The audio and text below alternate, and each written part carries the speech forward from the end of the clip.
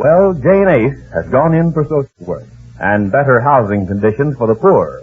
Mr. Ace is about to put over his biggest real estate deal. There's a connection there because Jane is joining a group of women who are opposing the city's selection of the identical piece of ground Mr. Ace expects to sell the city for a housing project.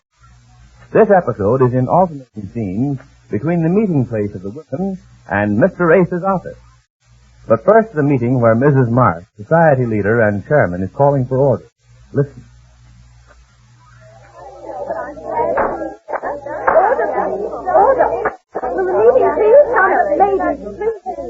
I'm calling the meeting to order. Not a word for you. Mrs. Block, please. So sorry, my dear. Everybody comes to attention. Oh, that's better. There's a lot to be done, and our time is limited, so I'd like to have as little confusion as possible. Now, the secretary will please read the minutes.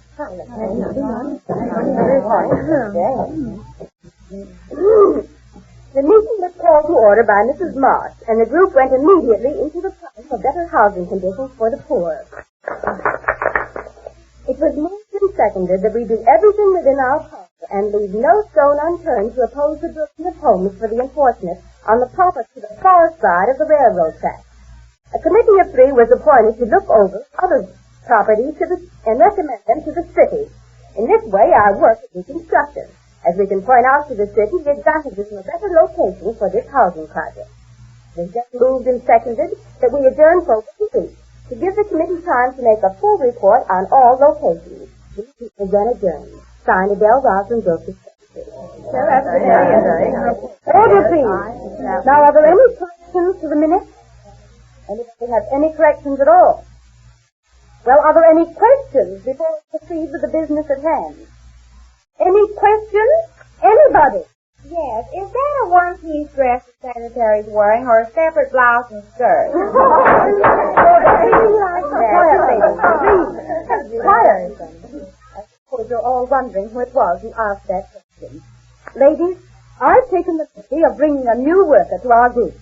I know she'll be received with open arms and the cordiality for which we are known. She's expressed a great interest in our work and will be of great service to us in our cause. Ladies, I want you to meet Jane Ace. Stand up, please, my dear. May I present Mrs. Ace? Pleased to meet your acquaintance. Won't you please come forward, Mrs. Ace? Beg pardon? Won't you come up here so our members may have a better look at you? Oh, well, I'm such a mess, though. I didn't have time. That's quite all right. You look perfectly charming. That's it, now. Right up these 2 chairs. Oh, who pushed me? Oh, I'm so sorry. Did you hurt yourself? No, I'm all right. I just didn't see Ladies, this is Jane Ace. Come over here, my dear. her. My head's I met Mrs. Ace last week. I told her of the work we're doing. I described the squalor in which our poor are living. The old tenement houses, the wretched rooms, the filthy halls. She was most sympathetic and understanding, and expressed a hope that she might be able to do something. So I asked her to join us. We need workers of her spirit, and I'm sure she'll fit into our scheme of things. Perhaps I can persuade Mrs. Ace to express her ideas now. Mrs. Ace. What? Won't you say a little something to the girls? Oh, well, I'm sure glad to be here and to meet everybody. Mrs. Marsh told me about how they're working to help the poor people. I think it's a shame that they have to live in those Old Testament houses. Order, please, ladies. Like you said, Mrs. Marsh, pardon me, the squalor. If a squalor came along and blew down those old houses, well, it could. That's why I think it's terrible that they have to live in places like that. I think they ought to have some place where it's nice and comfortable and cool in the summer and vice versa. And I'm going to do anything I can to help them, because I always say a wife should take the bitter with the better. But why do they have to have the bitter all the time? Especially when there's so much nicer places they can live in. Why do they have to live on the other side of the railroad track? I think it's a shame to make them live there like that. There's so many other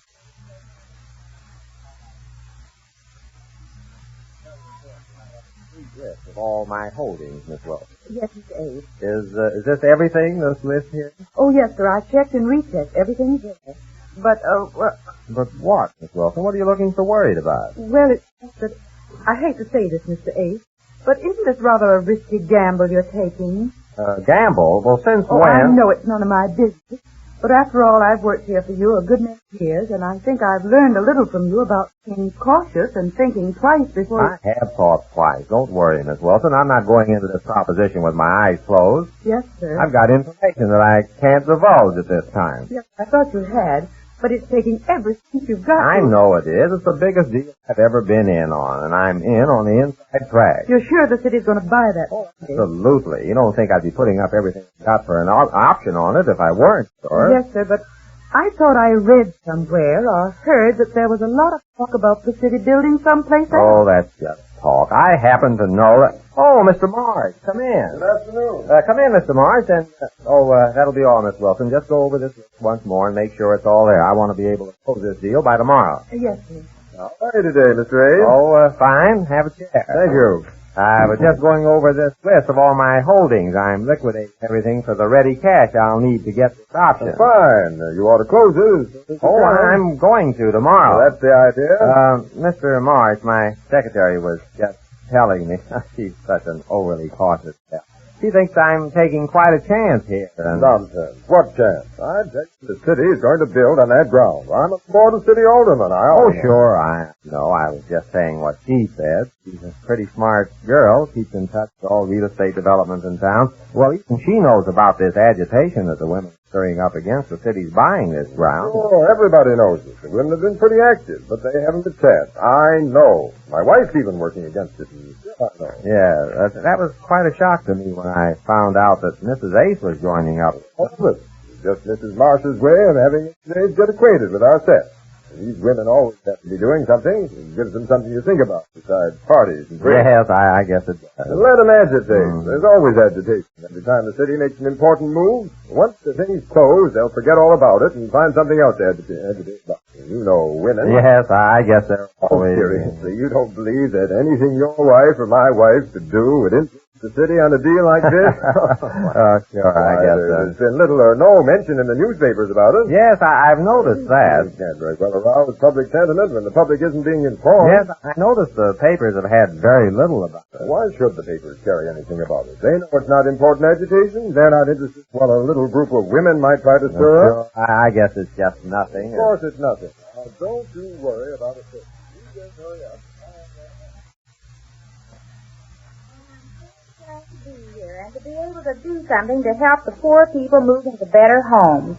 And I'll do anything you want me to, and I don't care how long it takes, because I always say that home wasn't built in a day, you know. Well, thank you very much, Mrs. Ace. I'm sure your talk was inspiring to us all, wasn't it, ladies? Thank you. I didn't know I could make a speech. Thank you for coming out. And now, while you're still here, I'd like to ask one of our members to make a motion that we appoint you to the committee on the newspaper publicity. Me? Will someone make the motion? Mrs. Chairman. Mrs. Blanc. Well, thanks. I think Mrs. Ace has chosen you a member in our group to hold such a responsible job. Mrs. Chairman. Mrs. Hayes. Well, thanks. Just a moment. I'm not through. Miss Haynes has the floor, Mrs. Blanc. I know what Mrs. Haynes is going to say, and I don't know. Of course you know what I'm going to say, my dear. You know that I know that you thought you were the one for the job. Well, thanks. Ladies, order, please. The idea. And in front of our new member. Well, it's nice of I you insist on order. Mrs. Haynes has the floor. Thank you. I move that Mrs. Ace be appointed a committee of one to handle the newspaper publicity for our campaign. To change the location of the better housing program of this city. I second the motion. It has been moved and seconded that Mrs. Ace be appointed a committee of one to handle the newspaper publicity. All in favor say aye. Aye. Opposed say no. The ayes have it. Congratulations, Mrs. Ace. What? You're in charge of newspaper publicity. Oh, all right. And if you wait a few minutes after we adjourn, I'll show you just exactly how to go about getting little items in the newspapers about our work. Mrs. Chair. Mrs. Block. I think the time has come when we need more than just little items in the newspaper. Well, my dear, little items are better than none. We're doing all we can. Just what, for instance? Well, we started the ball rolling. Thing like this takes time. Our time is very limited. We need action. Mrs. Chairman. Mrs. Haynes. I'm a member of the committee in charge of seeing the mayor. And I wish to report that so far we haven't been able to gain an audience. There, you see. Order, please, Mrs. Locke. Mrs. Haynes, why haven't you been able to see the mayor? Well, he just won't see us. He knows what we want to see him about. But there's pressure being brought against our campaign. Then we should bring pressure too. And the way to do it is through the newspapers. Make the public understand what's going on. Of course, Mrs. Blunt. And that will be the duty of Mrs. Ace. But what does he know about newspapers? Just a minute now. What do you mean, what do I know about newspapers? That's what I say. What do you know about the newspapers? Well, we take them. You take them? Order, please. Order. I must have order. Mrs. Hayes, I think Mrs. Block is unfair. She's condemning Mrs. Ace without a trial. I think the least we can do after hearing Mrs. Ace's enthusiastic speech is to give her a fair trial on the publicity job. If the newspapers continue to ignore our campaign after that, then will be the time to put somebody else on the committee. But the time is so short. 2 or 3 days more won't matter. I think your suggestion is very wise, Mrs. Haynes. We should give Mrs. Ace a fair chance at handling the newspaper publicity. Mrs. Chairman, Mrs. Joseph. after all this rather embarrassing conversation, I move the chair give Mrs. Ace a vote of confidence on her new assignment. I second the motion. It has been moved and seconded that we give Mrs. Ace a vote of confidence. All in favor say aye. Aye. Opposed, no. The ayes have it. Mrs. Ace? Yes? On behalf of our group, I wish to give you a vote of confidence on your acceptance of the assignment of newspaper publicity. And may you have many little items to show for your trouble. Oh, Mrs. Mars, please. For not in front of everybody.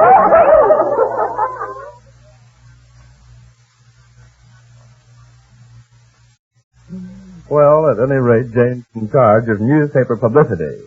And Mr. Ace is preparing to stake his all on this deal. Both Jane and Mr. Ace swing into action when next we meet the Easy Aces. Soldiers, sailors, Marines, sound off.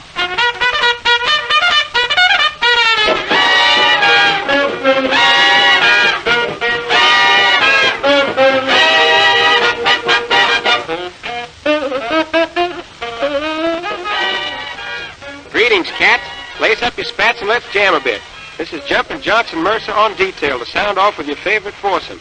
The 4 tunes that got the most votes cast by you men from Iceland to Egypt, from England to Panama.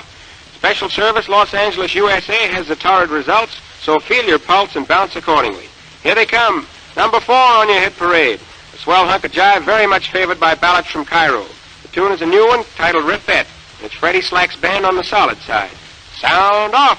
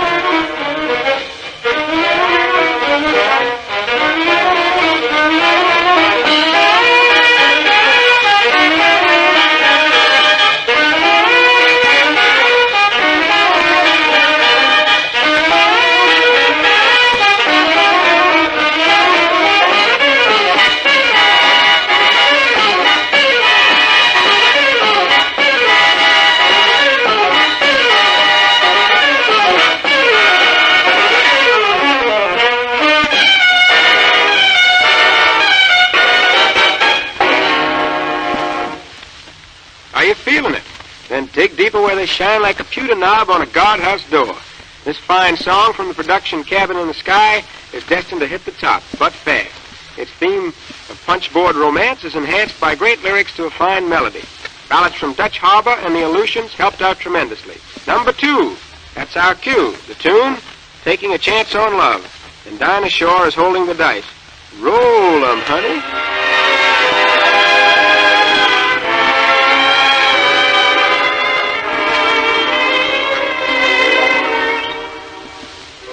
Here I go again. I hear those trumpets blow again. All aglow again. Taking a chance on love.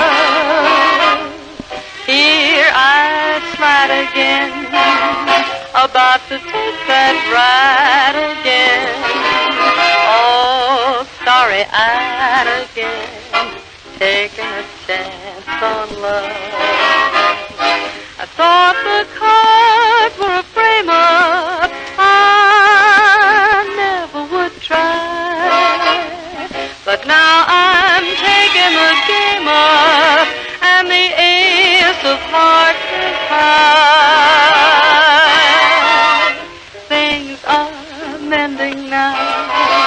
I see a rainbow blending now. We'll have a happy ending now, taking a chance on love. I thought the cards were a frame-up, I never would try. But now I'm taking the game up, and the ace of hearts is high. Things are mending now. We'll see a rainbow blending now. We'll have a happy ending now, taking a chance on love.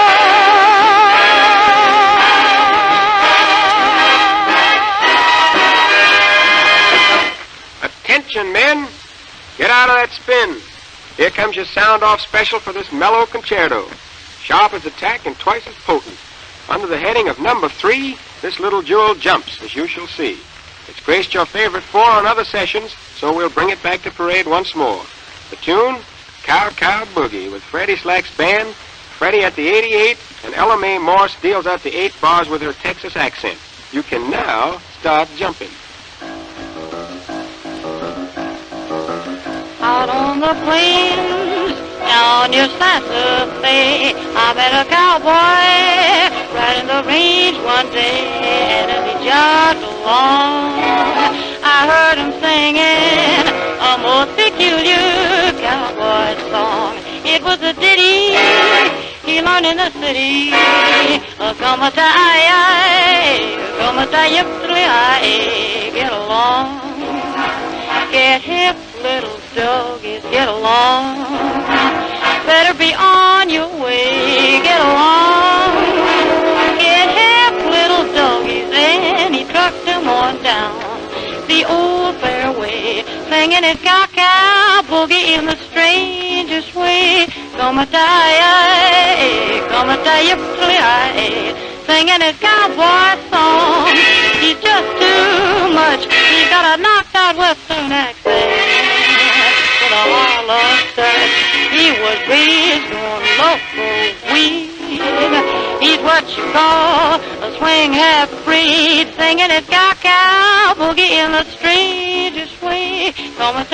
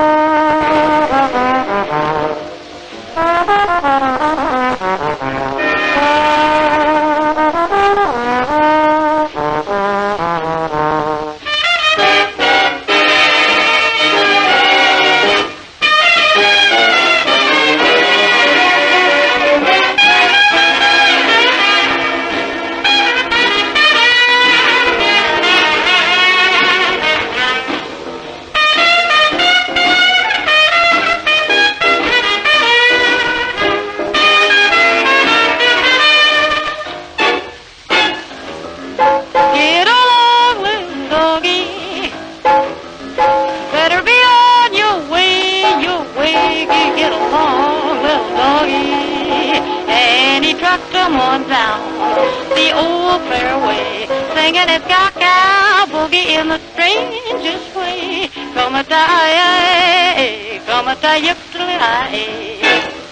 yip, yip, yip, singing his cowboy song. Yip, yip, as he was joggling along. Yip, yip, he sings with a hollow touch. Yip, yip, that cat is just too much. Singing his cow boogie in the strangest way. Come a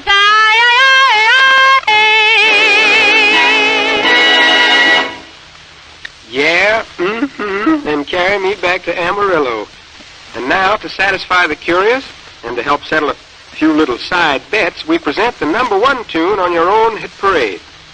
The gang over in China certainly sounded off with this current lovely, so without further ado, we'll give it to you. The song, I Can't Get Out of This Mood.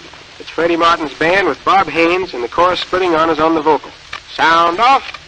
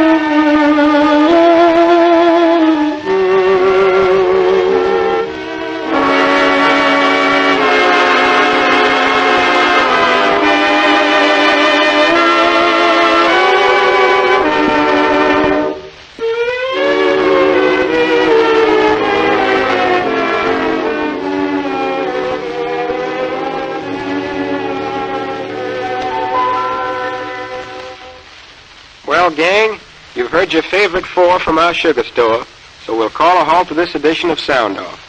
I hope you enjoyed the music so much that you'll sit right down and send in a vote for your favorite tune. Every ballot helps to push it into the winner's circle. Just write Special Service, Los Angeles, USA. Here's wishing you good luck on your favorite selection. This is Jumpin' Johnson Mercer reminding you that Sound Off is presented for you fighting men of the United Nations by the Special Service Division of the War Department of the United States of America.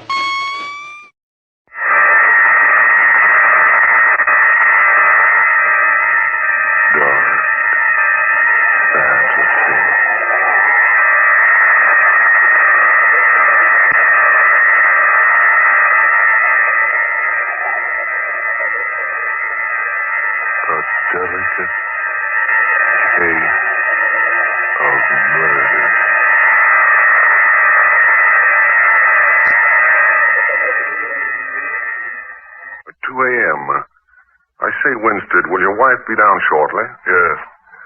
Laura promised a special seance from Miss Keaton here at 2. Yes, and I can hardly wait.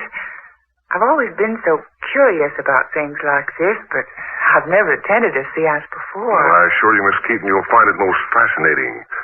I've been watching Laura practice for almost 5 years. She makes more progress with every sitting. It's absolutely astounding what she can do.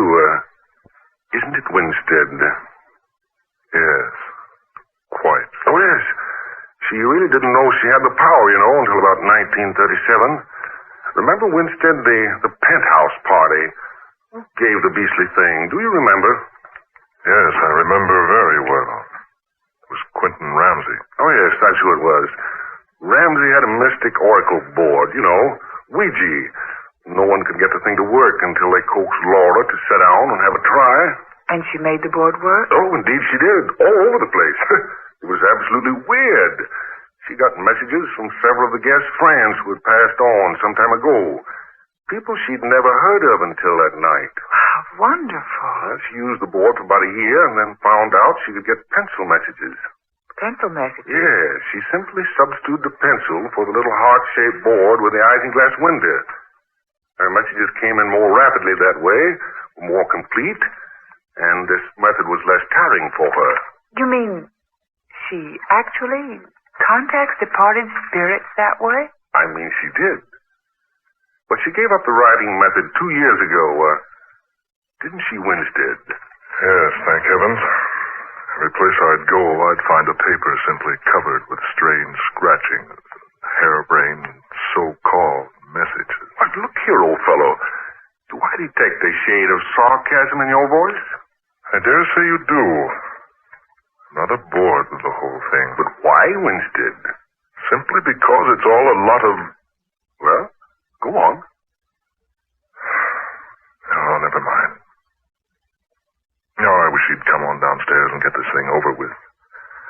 Frederica, I urge you not to waste your time with this foolishness. Foolishness? Now, look here, Winstead. You can't talk about your wife's work like that. No, darling, really. I'm absolutely fascinated by it all. I can't wait for Mrs. Winstead to come down. Well, she'll be down in a moment. I say, Winstead, really, I can't understand your attitude about Laura's work. Why, you used to enjoy watching her work immensely. Yes. I used to love her immensely. What? I say, does that mean that you... Mr. Rogers, you said a moment ago that Mrs. Winstead doesn't communicate by means of pencil writing any longer. Why, no, she doesn't. After about a year of it, she undertook a profound and comprehensive study of spiritualism and communication with those who have left this level.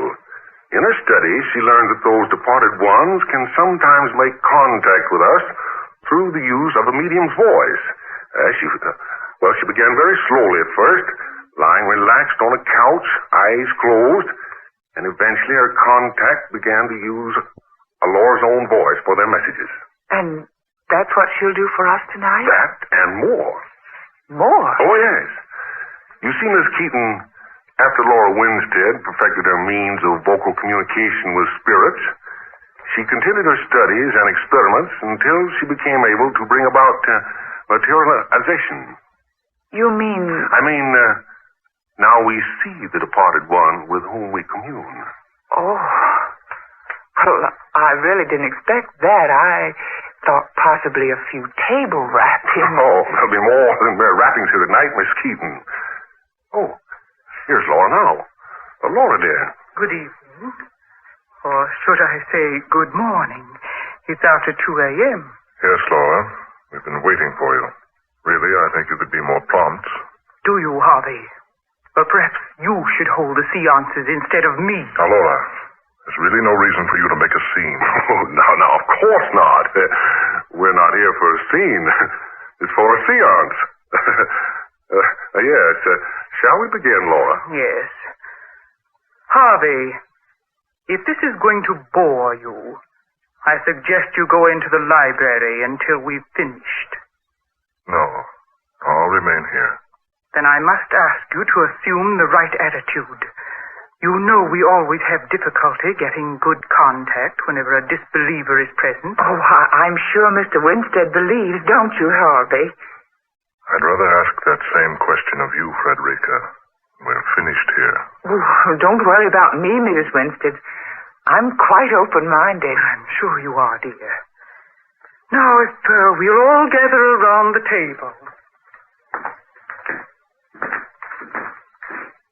Rogers, will you turn out the lights, please? Oh, yes, certainly.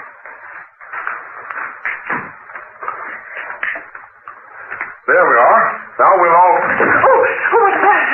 What's wrong? What happened? Oh, never mind, Laura. Frederica, are you all right? Oh, yes. Yes, of course she is. I merely missed my chair and bumped into hers. So sorry, Miss Keaton. Oh, I'm sorry, too. Please forgive me, but I was startled for a moment. There now. We're all settled.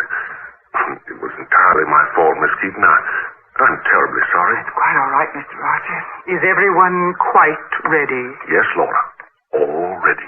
Shall we begin any time now? Harvey, we will begin when the opportune time arrives. Let me tell you once again that if you are impatient, it will be best that you will leave us. Oh, no. No, Harvey, please don't go. Don't worry. I have no intention of leaving. You please all join hands. Roger, give me your hand. Miss Keaton, yours, please. Now you two clasp hands with Mr. Winstead.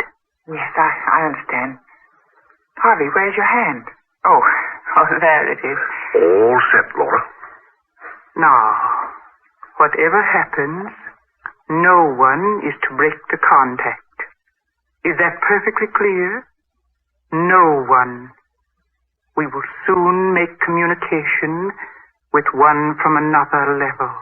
Where will we see this? I must ask you to be very quiet, Miss Keaton. No one is to speak. And when the materialization takes place, please do not utter a sound unless it addresses you personally. We're gathered here to commune with whomsoever wishes to contact us. We've gathered with open minds and with a unity of purpose. If there is someone who wishes to speak to us, or any one of us, will he or she please make herself known? Is someone seeking contact? Please knock twice for no, thrice for yes. Do you have a message for someone present? For me? No. For someone else who is present here? Do you wish to speak through me? Do you wish to show yourself to us?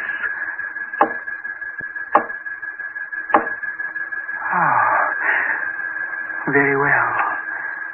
We will await your appearance now. When you are ready to speak through me, please begin.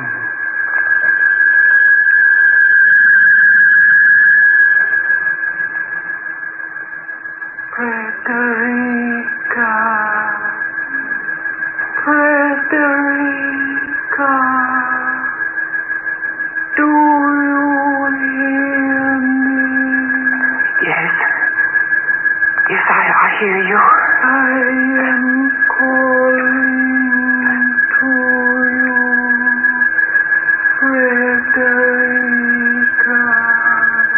I hear you. I am over here. Over here. Yes, I see you. Do you recognize me, Frederica? Yes. You are my mother. Yes, dear. I am your mother. Do not worry.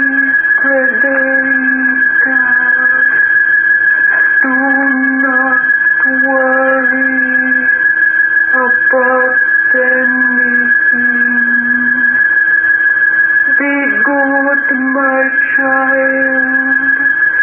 Be good and do not worry. Oh, no. No, don't go. Not yet. I want to talk to you. She's gone. Oh, I saw her so plainly. It was my mother. I know it was. Harvey, did you see her? Yes, I saw her. Will you turn up the lights, Roger? Yes, of course.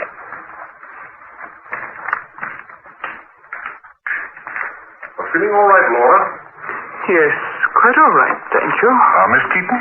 Yes, I suppose so. I don't know what to make of this. It's all so wonderful. I'd take it with a grain of salt, my dear. Try not to think too much about it. Harvey, I'll not have you say such things. Miss Keaton, you've just seen and talked with your mother. You may do so again whenever you wish. In case there's the slightest doubt in your mind, I can assure you that it was your mother. Oh, yes. Yes, I'm sure it was, Mrs. Winstead. And as I say, it's so wonderful.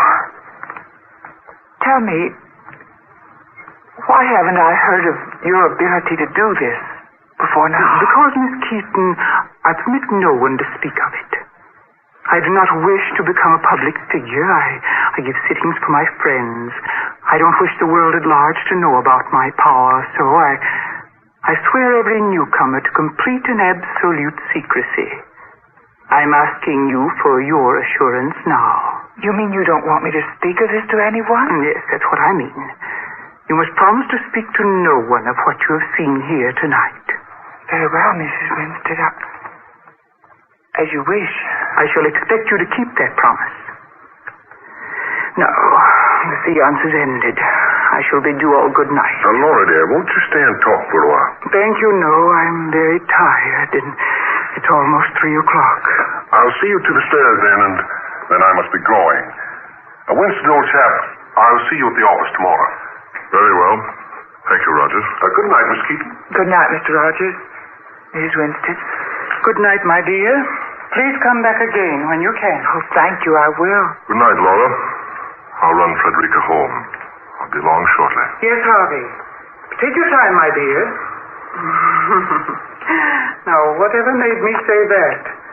I'm sure you will, anyway. Good night. Harvey, she's suspicious. That I'm in love with you? How could she have found out? I told her. You did? Yes.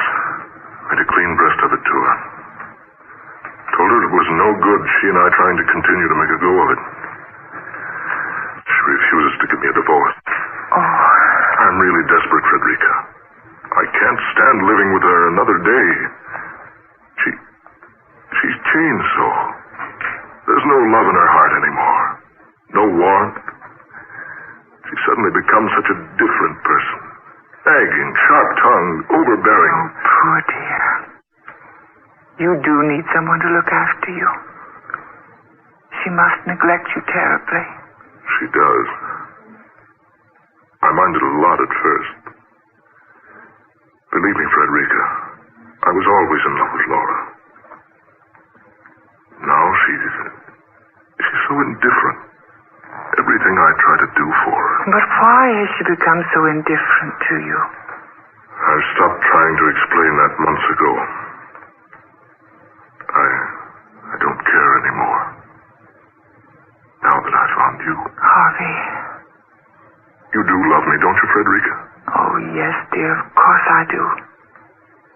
But we can't go on like this. With no solution in view. But there must be a solution. There must be some way. But there is no way.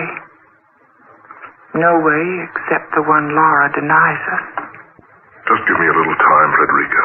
It isn't hopeless yet. I promise you, Frederica, I'll find a way. I'll find a way somehow. My darling. Harvey, I'm still thinking about what Laura did here tonight. The apparition. The voice of my mother. Oh, nonsense, Frederica. Darling, what do you mean? Here, I'll show you what I mean. Here, I want you to see this, Frederica. Here you are. See? Well, that's almost an exact image of my mother. Nothing but a papier-mâché face, painted to resemble an old lady, an old gray shawl, and some old-style spectacles. But how does it work? How does she make it appear? Easily. Look, up above there. An almost invisible wire strung across the room. Laura simply releases an electrically controlled lock on this cabinet behind her chair. Since the invisible wire is placed at a single angle, the so-called spirit slips slowly out in front of those sitting at the table. Here. Like this. There. Then Lawler says whatever she wants to. Changing her voice. When it's all over, she simply manipulates this cord on a pulley inside the cabinet. The image is returned to the cabinet. Simple. Oh, well, then she merely tricked us. Tricked you.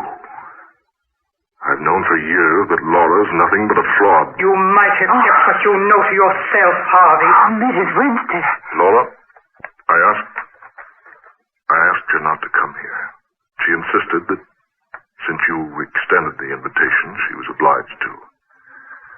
I felt it only fair to show her that she'd been the victim of a hoax. Oh, Harvey, never mind, Miss Keaton. I'm not in the least embarrassed. The apparition was a trick, yes. But I assure you, my dear, the voice was not. Oh, of course it was, Laura. You know it. Indeed. Harvey, my dear, there are many things between earth and heaven that none of us know. There are many things that you don't know. Yes, I have used tricks at our meetings, I admit that. But not everything that has happened here has been trickery. You'll have to convince me, Laura.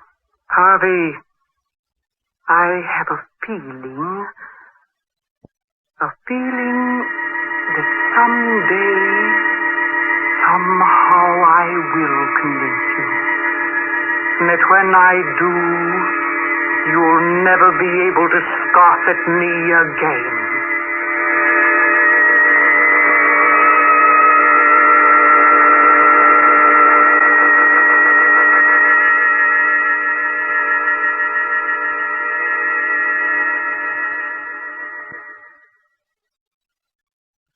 Laura, I'm sorry about last night.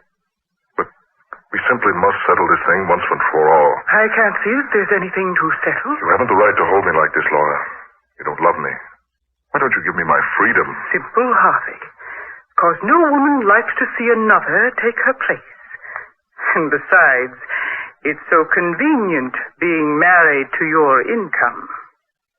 You're the most selfish, the most self-centered woman I've ever met. Am I, darling? You certainly are. Laura, all I ask is a divorce. I'll see to it that you're well cared for financially. No, Harvey. You're wasting your breath. I told you no yesterday. I say no again today. And I'll keep on saying no as long as I live. As long as you live. Yes. Just so, my dear. Just so.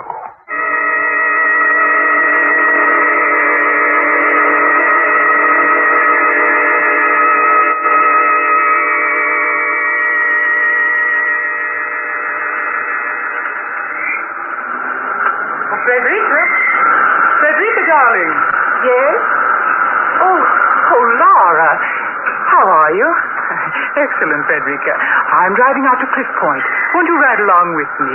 We'll be back by noon. Oh, why, thank you so much. I would like the fresh air. Then come along, Frederica. I need some company, and besides, I want to have a little talk with you.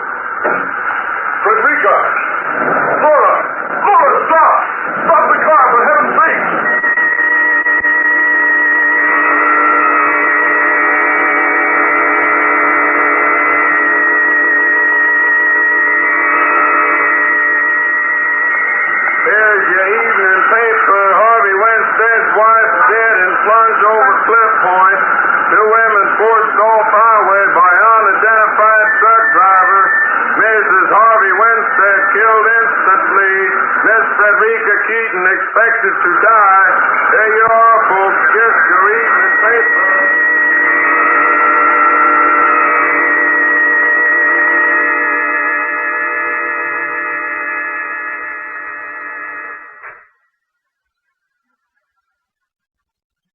How is she, Doctor? How is Miss Keaton? She's slightly improved, Mr. Winston. Thank heaven. But she's still in a very serious condition. She regained consciousness early this morning after a 10 days coma. She seems to recognize people, but something is wrong with Miss Keaton's nerve centers. For one thing, she can't use her voice. An operation, perhaps? Yes, a very serious one. To require, well, quite an expense. Oh, hang the expense. Get the best surgeon you know of. I'll pay all the bills, everything. Only Frederica Keaton must recover.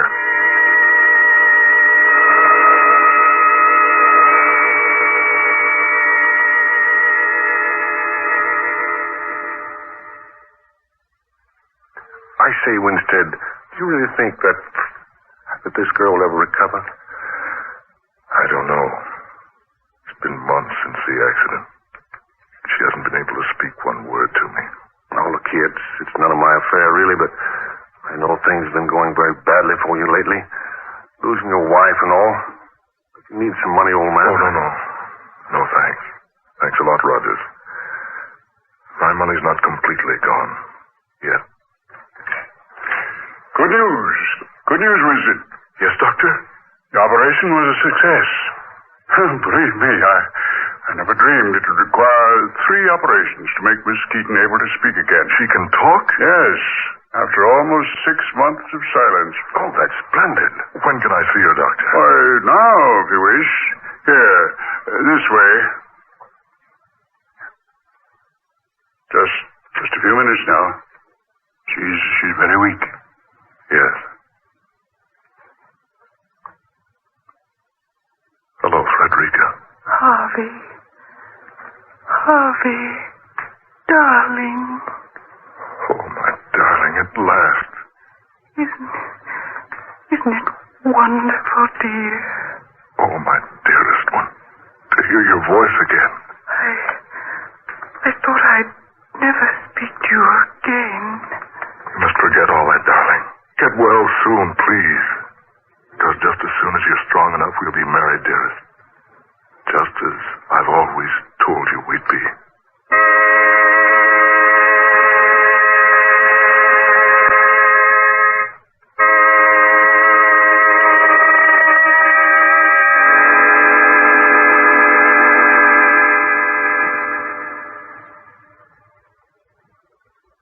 Oh, no. Wait a minute, Frederica. I want to carry my bride over the threshold. Up you come now. There we are. Now. There you are, Mrs. Winston, in your new home at last. Now, how about a kiss from Mr. Winstead's new bride? Harvey, you're always the fool, aren't you? Frederica, darling. Oh, stop it. Stop it. You're so annoying, Harvey. Frederica, whatever's come over you? You thought your problem was solved, didn't you? You thought sending me over the embankment to my death was the solution. I don't understand. Look at me. Whom do you see? Frederica Keaton, yes, of course you do. But whose voice do you hear? Laura. You've been so stupid, Harvey, you hadn't even noticed. It can't be. Are you a believer now? Laura, my wife.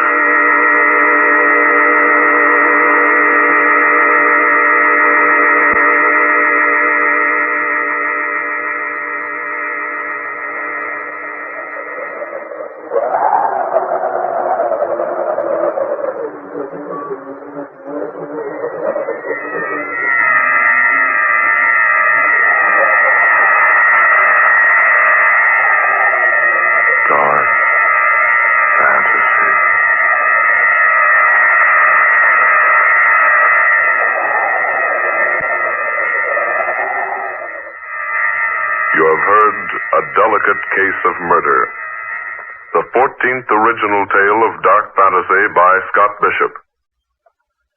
Georgiana Cook was heard tonight as Laura Winstead. Ben Morris was Harvey Winstead. Eleanor Naylor Corrin played Frederica Keaton. Muir Height was Rogers. And Fred Wayne was the Doctor. Next Friday night at this same time, listen to the 15th unusual tale in this series of dark fantasy, Spawn of the Subhuman, in which the nation's favorite soprano star makes an aeroplane flight to an incredible destiny that awaits her at the hands of a strange and mysterious madman. Tom Paxton speaking. Dark Fantasy comes to you from WKY, Oklahoma City. This is the National Broadcasting Company. Presenting the transcription feature, Superman. Look, up in the sky. It's a bird. It's a plane. It's Superman. Yes, it's Superman, strange visitor from the planet Krypton, who came to Earth with powers and abilities far beyond those of mortal men. Superman, who can leap tall buildings at a single bound, race a speeding bullet to its target, bend steel in his bare hand, and who, disguised as Clark Kent, mild-mannered reporter for a great metropolitan newspaper, fights a never-ending battle for truth and justice. But before we join Superman, listen. And now to our story. After unsuccessfully setting a trap for the unknown man who is trying so desperately to get control of the Bar O Dude Ranch, Clark Kent and Lois Lane were caught inside an abandoned mine by a sudden cave-in. Fortunately, Kent, as Superman, was able to roll aside a boulder and clear the way to safety. Outside, Kent discovered that whoever was responsible for the cave-in had used a horse to pull the beam down.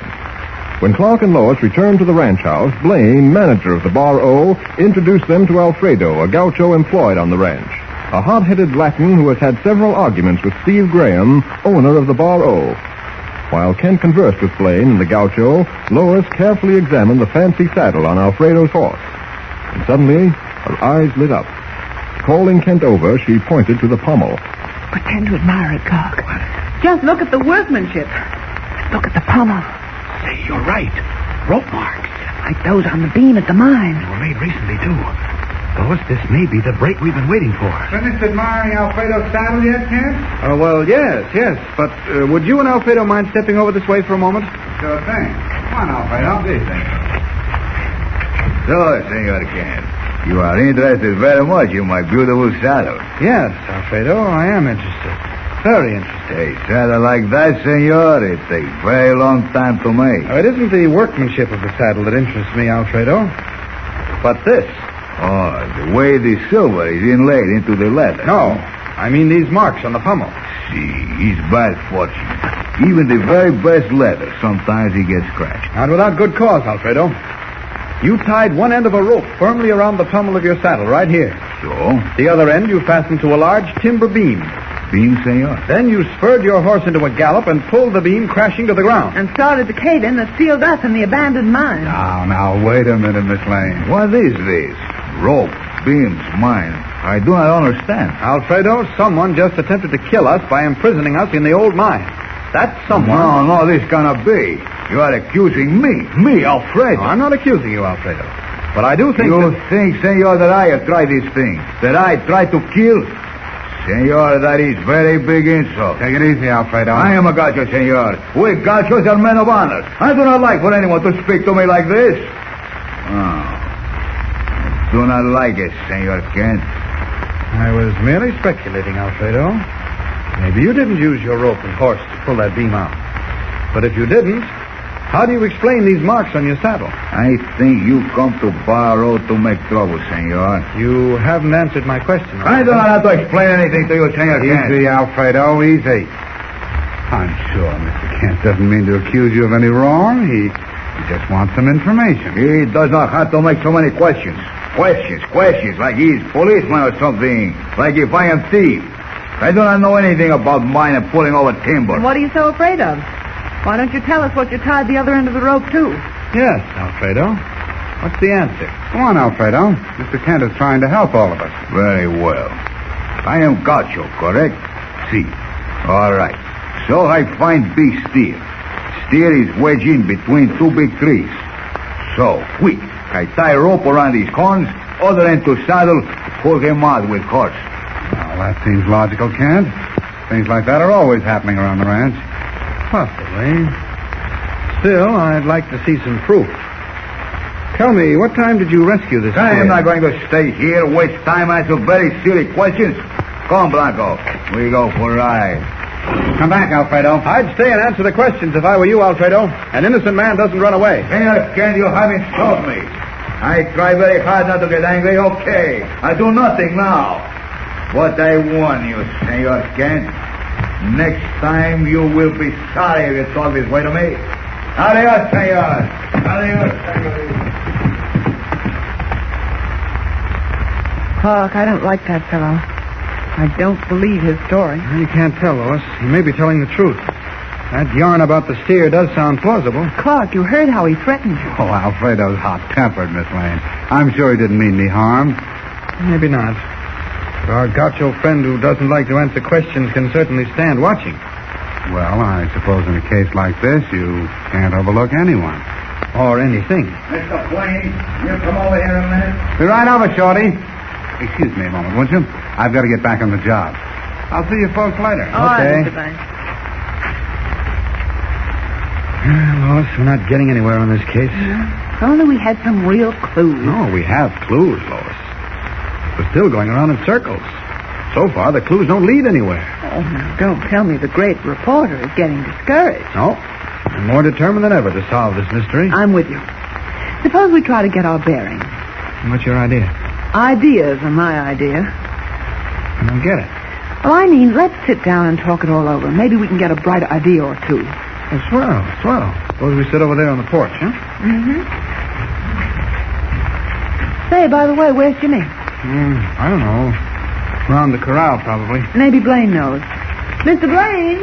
Yes? What is it? Have you seen Jimmy? No, but I'll send one of my men to find out where he is. Okay, thanks a lot. Yeah, here. Sit down on one of these porch chairs. Thanks. Well, Clark, where do we go from here? Well, first, let's see what we know so far about the mystery of the Bar O. A peaceful dude ranch is suddenly plagued by a series of strange accidents. Mm-hmm. Strangest of all, those caused by a ghost car. Or what appears to be a ghost car. Oh, it sure looked real to me when it forced us off the road. I know. Anyway, the owner of the ranch gets persistent offers from a real estate agent. Mm-hmm. But the agent doesn't know who the would-be buyer of the Bar O is. So far, not so good. Yeah. Call our mystery man Mr. Z. Okay. So we deduce that this person, Mr. Z, has some powerful reason for wanting to get hold of the Bar O. Very good, Dr. Watson. Proceed. Elementary, my dear Mr. Kent. So we figure that it's the mysterious Mr. Z who has caused all the accidents around here. Go on. Which brings us to the big question. Why? Why is Mr. Z so anxious to buy the ranch from Graham? And why did he try to bury us in that mine? All right, hold on, Lois. You got something there. The old mine. Didn't I think of this before? Here. Look. Oh, I don't see what a few pieces of gray rock have to do with it. I picked them up in the abandoned mine. Well? Suppose this rock contains some valuable substance. That would explain why this man behind the accidents goes to such lengths to try and get the ranch. Oh, Clark, how can a few pieces of rock give you ideas like that? Really, you shouldn't be a reporter. You ought to write fiction. Well, go ahead and joke. I'm going to send the sample off on the first train to Metropolis. I'll have a mineralogist in the city examine it and wire me exactly what it is. Oh, don't be foolish, Clark. You're just wasting valuable time. Now, look, Lois, we've got to find a motive for Mr. Z. If we can discover what he's after, well, we'll certainly be in a better position to know who he is. Okay. Oh, hello, Blaine. Did you find out about Jimmy? Oh, no need to worry, Kent. One of my men just saw him out on the range riding with Alfredo. No need to worry. When he's riding with that man? Oh, the boy will be all right. Alfredo is a nice chap. Oh, I don't trust him, Mr. Blaine. Clark, you better ride after them and bring Jimmy back. Oh, we can't keep Jimmy tied to an apron string, Lois. I'm not going chasing after him like he was an infant. Nothing to worry about. But, Clark, I think your nerves are still on edge from the mine accident. Suppose you go upstairs and get a little rest. I'd rather wait here until Jimmy returns. A nap will do you good, Lois. Oh, very well if you insist. But I can't help worrying about the boy. Well, if you're that worried, Miss Lane, I'll have Shorty go out on the range and tell the boy to come on back. Yes, will you please do that? Thanks, Lane. Go ahead, Lois. Lie down for an hour. All right. I'll see you all later. I'll be back from town in an hour. Going into town, Mr. Kent? Yes, I have a little errand to do in the village. I'll drive then, I guess. Say, you won't forget to send your man after Jimmy, will you? I'll take care of it right now. Oh, Shorty. Yeah? Get out on the range and see if you can find Jimmy and the gaucho. Tell him to come back right away. Okay. Thanks, Lane. See you around.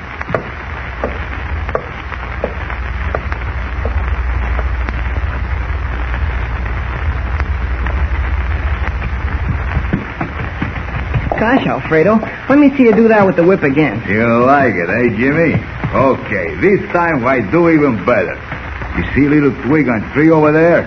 Wow, that's over 15 feet away. For me, it's very easy. I just take the whip and... Why, you snapped the twig clear off. Boy, I sure wouldn't like to get you sore at me. You're right.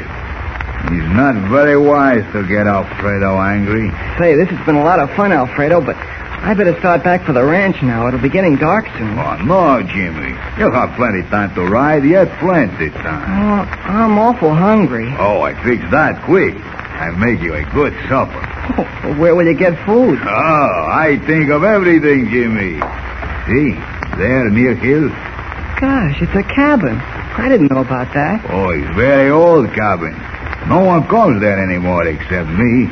I keep little food there for when I ride out here. I'd like to see your cabin, Alfredo, but honest, I gotta get back. You have much better time here, Jimmy. Your friends are busy. They will not miss you. Well, I don't know. Come, Jimmy. We go to the cabin. Have fine meal. No, I better get back. Mr. Kent and Miss Lane will be worried about me. Ah, Jimmy. Nobody worry when they know you are with Alfredo. Besides, you are hungry, no? Yes, but Alfredo, Then it is settled. We stop at cabin, and I fix you fine supper. Okay, Alfredo. You win, I guess. That is good. Very good. Let's go. Is Alfredo leading Jimmy into a trap? He seems mighty anxious to keep him from returning to the ranch. What is behind the gaucho's sudden desire to have Jimmy visit the cabin? Can it be that Alfredo is the man behind the accident at the Bar-O, the man responsible for the cave-in at the mine, and for the ghost car? Don't miss the next exciting episode. Tune in and follow the story with Superman.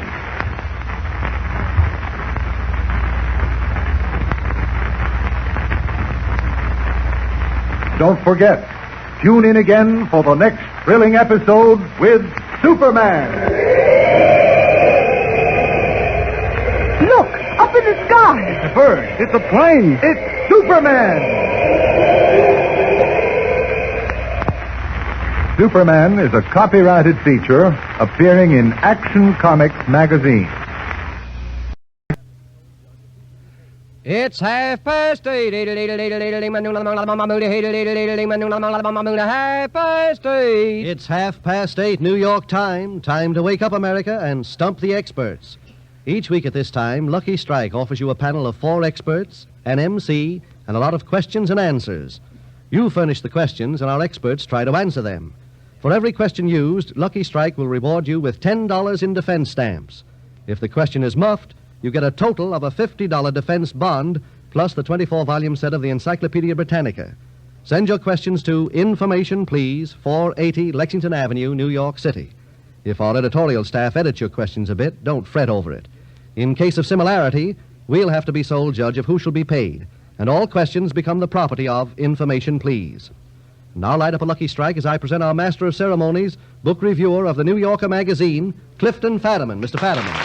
Ladies and gentlemen, tonight as ever, Information Please proceeds in its spontaneous and happy-go-lucky manner. Our board of authorities includes 2 of our regulars, Franklin P. Adams and John Kieran, plus a couple of ghouls who at the present moment are trying hard to hypnotize your Master of Ceremonies, possibly with some success.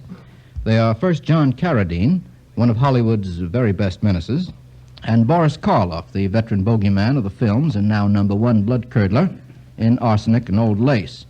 And by the way, Mr. Karloff, since we have had to announce that you were scared to appear on Friday the 13th last week, you're curdling much less blood in this country than you were before. You realize that your reputation is practically zero at the moment. I made a mistake, Mr. Fadiman. You mean you should have appeared? I meant the 20th. Oh, you're scared? Now see if we can make that come true, Mr. Karloff. Suppose we start with a question from Paul Rosenbluth of New York City. In deference to our monstrous guests this evening, we start off with a question about victims of one sort or another. You're going to get 2 out of 3 on this if we can. I want you to identify for us a victim of treachery, in fact or in fiction, who, in this first case, was shot in the back of the head. The victim of treachery who was shot in the back of the head. Mr. Karloff? I think that would be Jesse James. It was Jesse James. Who shot him, Mr. Carradine? I did. Yes. We've never had it more pleasantly explained. What was your fictional name in the play, Mr. Carradine? Rob Ford. Robert Ford, yes. Dirty little coward. That's the Stop fellow. Mr. Howard. Now, we want... Lay Jesse James in his grave. Yes, we want to have as much friendly badinage, Mr. Adams, as we can on this program. Also, Carradine is a darn sight bigger than you are. Mr. Karloff, have you, in the course of your grim career, ever done any backstabbing? I don't mean on this program. Never. You never have? Never. Much more virtuous than you are, Mr. Carradine. How about this one? A victim of treachery who was killed by a treacherous letting of blood. His blood was let. Mr. Carradine. No, I beg your pardon. No. That isn't in your biography, eh? Mr. Karloff, doesn't it appeal to you? Yes, it does. I wish I'd thought of it. Well, this is the famous story of Robin Hood. Remember when Robin Hood was ill at the end of the book? He was put in the care of a prioress who was really his enemy, and she slit his veins and just let him bleed quietly to death, a very affecting death. That was the death of Robin Hood. Not a bad notion, eh, Mr. Karloff? Fine. Yeah. Now, in this case, the victim was killed with a poisoned rapier. Mr. Kieran. Well, that was Hamlet and Laertes, both. Hamlet and Laertes, both of them killed with a poisoned rapier. Very good. Mr. Carradine, you were going to say the same thing, I have no doubt. That gives us 2 victims out of 3. How about this one from Irwin Fisher of Baltimore? We ended with a Shakespearean reference. Let's start with another. Now, I'm going to give you situations from 3 Shakespearean plays. You are to quote from the famous speech made in each case. I'll explain each case. Now, this is Act 3, Scene 4 of Hamlet. Hamlet is showing his mother the picture of 2 kings, and he's comparing them. What does he say? Mr. Carradine. See what a grace was seated on this brow. Yes. Hyperion's curve in front of Jove himself. That's very I good. like Mars to threaten and command. Very, Go very on. good. Amazing repertory, Mr. Carradine. Hope Hollywood's listening in. What were you going to say, Mr. Adams? Same thing. Same thing, yes. Less well. Mr. Kieran. I can go on from there for a couple of lines. All right. A station like the Herald Mercury, new lighted on a heaven-kissing hill. Is that all right? A dandy. How's that, Mr. Carradine? Oh, it's fine. A Okay. combination of the form indeed, wherever he got it seems. Shall we just go on with the play? Yeah, we'd better get off Shakespeare sooner or later. How about Othello? In this case, Iago is discussing Cassio's character with Othello, and he hesitates at besmirching Cassio's name. Do you remember that? What does he say? This is in Act 3, Scene 3. Mr. Kieran. Who steals my purse steals trash? That's the famous speech, yes. Very good. How does it begin? There are a couple of lines before that. Remember it, Mr. Carradine? I thought you had your hand up there. Good name? Good name of man or woman, dear my lord, is the immediate jewel of their souls. Who steals my purse steals trash. I would like to explain to the listening audience that Mr. Carradine is not reading from a book. The next one from Act 2, Scene 1 of Macbeth. Now here Macbeth has just dismissed his servant, and he waits for the bell as a signal for his foul deed. Mr. Carradine had his hand up at once. He says to the servant, "Go bid thy mistress, when my drink is ready, she strike upon the bell. Get thee to bed." Yeah, I don't want the whole scene. After the he says it's just a dagger which I see before me with a handle toward my hand. Come, let me clutch thee. I have thee not. Yet I see thee still. Thank you, gentlemen. Mr. Adams, I know my cues. You certainly do. How about this one from W.H. Boggs of St. Louis, Missouri? Under what circumstances, again, either in fact or fiction, were these remarkable deeds performed? Get 3 out of 4. Now, this first deed In this first deed, 7 were killed with one blow. Under what circumstances? Mr. Adams. I think that's in the Grimm's fairy tales. The Brothers Grimm? Yes, the Like Brothers Carradine Grimm. and Karloff here? A tailor. Yes, a tailor. Flies. Yeah, flies. He made everybody believe they were men. Mr. Karloff, were you in I was everything? about to say that. Going to say that, yes. In fact, that was the name of the story, 7 at a blow. Yes, that's right, Mr. Carradine. Still here? We've left Shakespeare, you know, Mr. Carradine. How about the one who killed 40 in a row? What are the circumstances under which that wholesale assassination was committed? Mr. Karloff. I think that was Alibaba and the 40 Thieves when they were all in jugs. In jugs, yes. And who did the killing? Somebody's girlfriend, if I remember rightly. Well, I don't know. Don't pull a Winchell on us. Mr. Carradine? Well, I can't remember her name, but she was the servant to Aladdin's brother. And Servant of Ali- inherited upon the death of his brother in the cave. Yes, servant of Alibaba. Wasn't Morgiana? Was that the name? Yes. How did she do the trick, Mr. Karloff? Did you say that? Perhaps I wasn't listening. No, I didn't. How did she do the killing? Mr. Carradine? Poured hot oil on them as they were waiting in the jars to get out and surprise Aladdin in the middle of the night. Yes, yes. I wish I could reproduce Mr. Karloff's grin. Very good. And now we have someone who killed 25 Germans single-handed and captured 132. We have 3 hands on that. Mr. Kieran. Well, that was Sergeant York. Sergeant York and the famous Argonne in 1918. How about someone who killed 116 Japs single-handed, to bring this thing perhaps a little more up to date? Killed 116 Japs single-handed. Does that come back to you, gentlemen? Well, it's a famous story that's appeared only recently. I think I'll have to give it to you. Well, wait a minute. Mr. Kieran? I've forgotten what Tom Trapnell now. He blew up bridges of Bulkley, was decorated for work out there. Well, you've named some of our heroes, but you Colin haven't Kelly named this was one. a third one. Shall I give it to you, Mr. Kieran? You'll have to, I guess. Captain Arthur W. Weremuth of the 57th Filipino Scout Regiment is responsible for the death of 116 Japs on Bataan Peninsula during the fighting going on there, and is probably still at it, we hope. Well, that gives us 3 out of 4, I think. How about this, gentlemen, from Mrs. Catherine Stroop of Boston? This is naturally coming from Boston, a much more cultural question. Get 2 out of 3 if you can. Can you quote the line in which each of these repeated words occurs? Give us the whole line. Keeping time, Mr. Adams. In a sort of runic rhyme. Good enough. It's from what poem? The Bells. From the Bells. Poe's The E.A. Bells. Poe. Can you give us a couple of more lines after that? Keeping time. In a sort of runic rhyme to the tintinnabulation that so musically swells, and so forth, I am no boy that tell a whole play.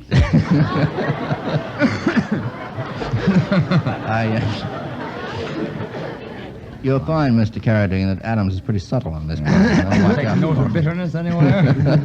All right, here's another set of repeated words. Riding. Mr. Kieran. The highwayman came riding over the Purple Moor, I guess. Yes, came riding under several different circumstances up to the old inn door. Mr. Carradine, that came back to you, too? Go on. Need a bunch of laces to his throat and a white cocked hat in his head. What do you think of that, Mr. Adams? He's tough. Now, here's a hard one. Those 2 were easy. Come. That's all I'm going to give you. Give me the whole line. Come. That's a tough one, Mr. Carradine. That's the lyric from a song by Victor Herbert. Sure. As far as I know. How does it go? Come. I love you only. My heart is true. I want you only. I long for you. Well, at least you're not singing it. That's something in your favor. You don't know. That's very good. From the Chocolate Soldier. And there's a Shakespearean tag beginning with come, too. Mr. Carradine, this may be the only line you don't remember from Shakespeare. Mr. Kieran, does it come back to you? It's from Hamlet. The Queen says, come, you answer with an idle tongue. Go, you question with a wicked tongue. Thank you very much, Mr. Carradine. Give him an inch and he takes a mile. How about this one from Mrs. J.A. Potterkin of Alston, Massachusetts? By the way, you gentlemen have not been stumped yet, and it irks me. Who, in fact or fiction, was the famous child or family of these couples whose first names I'll give you? Get 3 out of 4. Jolyon, Jolyon, Jolyon and Anne. Famous child or family of that couple. Mr. Karloff. Soames Forsythe? Well, you have the right family. You got the wrong man, I think. Soames was the grandchild of them, I think. Well, it was the Forsythe family. It'd be young Jolyon Forsythe. Yes, but the progeny of Jolyon and Anne were 8 in number, I believe, and they were Jolyon, Swithin, Timothy, Nicholas, Roger, Esther, Anne, and Hester. I guess that makes 9. And they were the famous Forsyte family, the older generation. How about Elzire and Oliva? Elzire and Oliva, Oliva. I may be mispronouncing those names. I hope not. Does anyone know the famous family produced by that couple? Gentlemen, they are the parents of the... Oh, yes, Dion. Very good, Mr. Kieran, Quintuplets. yes. Yes, the Dion quintuplets. They also are the father and mother of a number of other children who, I believe... About 19. Well, more or less. Less known to fame. Now, how about Henry and Anne? Famous child or family, Henry and Anne. Produced, gentlemen? Mr. Carradine. Take a little guess. Couldn't be Edward VI, could it? No. Son of Henry and Anne? Queen Elizabeth. Queen Elizabeth, yes. Have to mark that wrong, though. Mr. Adams had it right, but a little too late. Queen Elizabeth, Henry VIII, of course, and Anne Bullen. Now, the famous child of Mrs. Jumbo. Mrs. Jumbo? Mr. Adams? Jumbo. Yes. By the way, Mr. Adams, where is Mr. Jumbo in this? I have no Mr. Jumbo listed on my card. Do you have any information as to Mr. Jumbo? I have, but not on this program. Very well. The next one from Anna Harrison Nelson of Kansas City, Missouri. Want you to name for me, if you can, gentlemen, 3 things which can be approached but never reached. As an example, an echo, I suppose, might be put under that listing. Something that can be approached but never reached. You may use your fancy on this, Mr. Adams. 0 and infinity. Well, you can reach 0, can't you? You can reach 0. Infinity is, for example, the place where parallel lines meet. Yes. I suppose that would be true. Infinity is something you can approach but never meet. How about another, Mr. Carla? You approach 0 as a limit if you keep on dividing an integer and keep on dividing... and keep on dividing. Yes, that's right. But you will never approach 0. That's true. You will approach it, but you will never reach it. Well, it. Let's generalize by saying any mathematical limit. The theory of limits. Isn't that called absolute 0 that you can't approach? And that's the correct name? I think it is. Just plain 0. Carradine. Very good. We'll take absolute 0. Mr. Karloff, do you have another one? I was wondering if you had in mind Miss Garbo.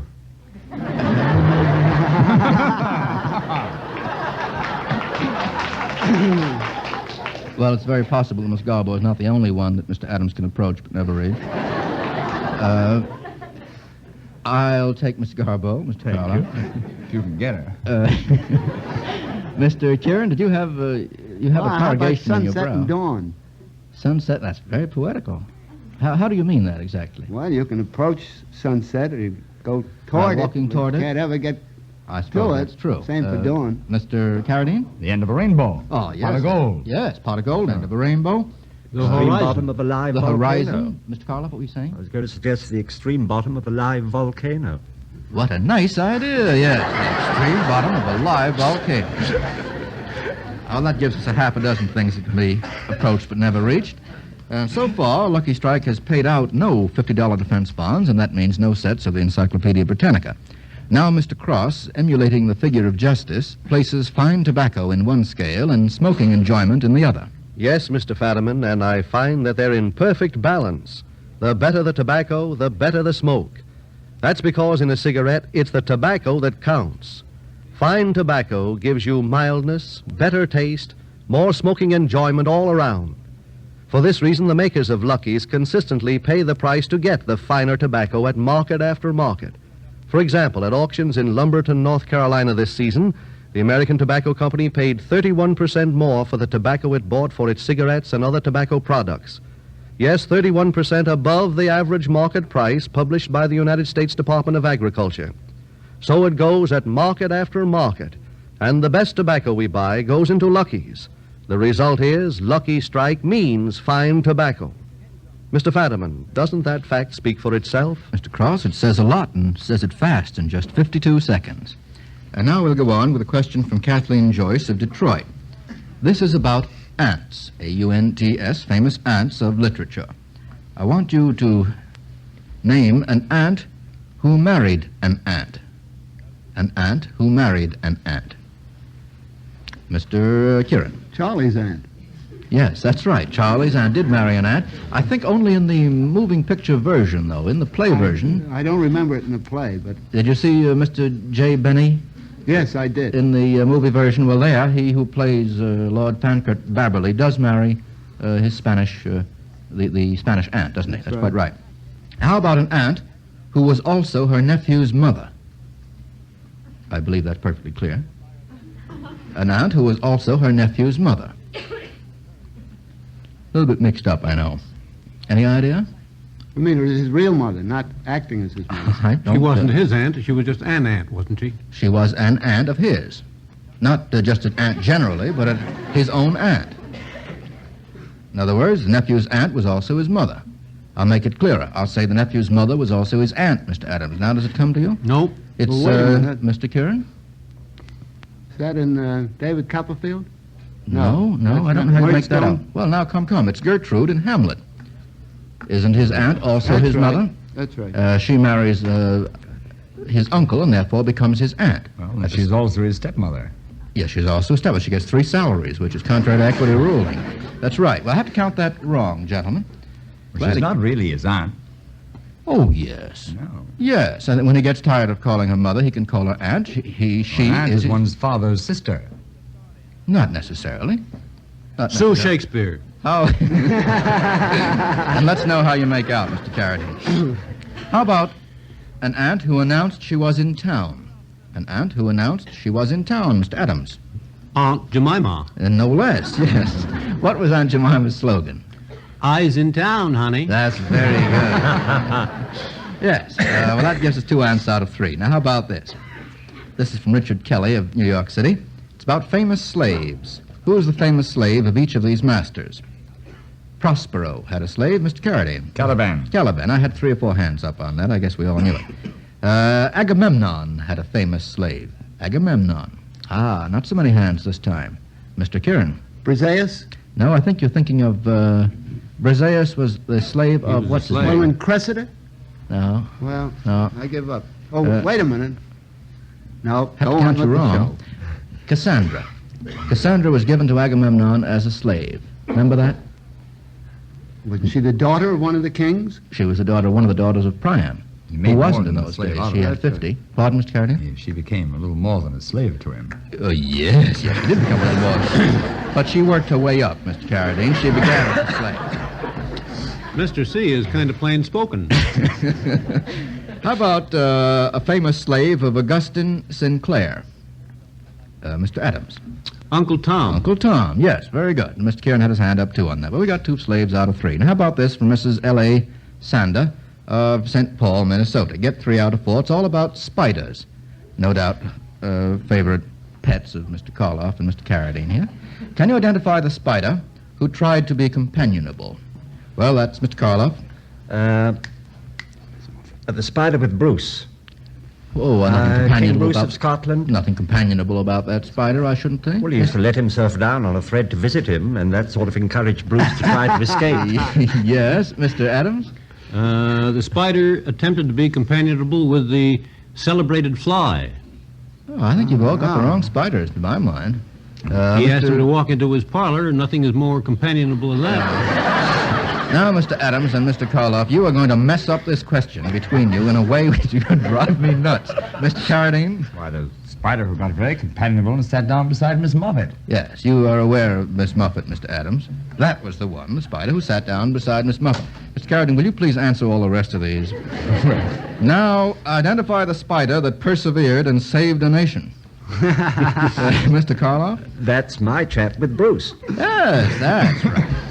Now you're all right, Mr. Karloff. That's right. What was the story, Mr. Karloff? Remember it? The spider used to let himself down, and the thread would break, and so he'd try again and try again and try again, and that gave Bruce the idea of trying again. Yes, that's right. And he was successful in doing what? What was Bruce's aim? He freed Scotland from England. Or Yes, had a good stab at it. after the 7th time, the 7th try. Yep. Now a spider, gentlemen, that tried to be hospitable. Mr. Adams? That's my friend. A friend for each of you boys on this program this evening, yes. That's the one who walked into my parlor. Will you walk into my parlor, so the spider to the fly? Who wrote that? I have any idea. Remember, Anon. Was it our old friend Anon? I'm not sure. Now, I who don't think was so. called? I think it was a real person? actually authored by somebody. I think it whose was name too, escapes Mr. me. Adams. Escapes me too. A double escape. How about this one? Who was called a bottled spider and a bunch-backed toad? Have two hands. Mr. Kieran? Richard III. Richard III. Very good. Who called him that? Well, I'll give that to Mr. Carradine. Mr. Carradine? Margaret called him that. How many lines do you want to give us, Mr. Carradine? I'll let it go at that. All right. That gives us 3 spiders out of 4. By gollies, we've got all our answers in the first part of that question. Here's one from P. Joseph Lamana of Brooklyn, New York. And gentlemen, if you don't mind, I should like to lose a $50 defense bond before this evening is over. Here are some questions on hanging, gentlemen, just to introduce a note of cheer into you. What shall, quote, neither night nor day hang upon his penthouse lid? Close quote. Question mark. Mr. Kieran. Sleep. Very good, Mr. Kieran. That's not a very well-known quotation. What's it from? That's what I'm trying to think of Mr. right Carradine. away. in a hurry. Macbeth. That's right. witches said. That's Very good. Want to say any more, Mr. Carradine? No. All right. I'm not a witch tonight. How about this? What is hanging breathless on thy fate? Mr. Adams. Union. No, it's another abstraction. It's a ship of state. That's the reference. But what is doing the actual hanging? Mr. Carradine. Humanity, with all very its fears, with all its hopes of future years. Yes. Is hanging breathless on thy feet. Yes, that's very good. Mr. Carradine, what's the name of the poem that you're quoting? I'll Mr. let Kieran? Mr. The ship of Adams have state, that. I believe. No, that's we sort of The think ship. of it as that. The building of a ship. building of the ship, Yes. that's right. By Build me Alonso. straight, O worthy master. You want any more of that? Yes.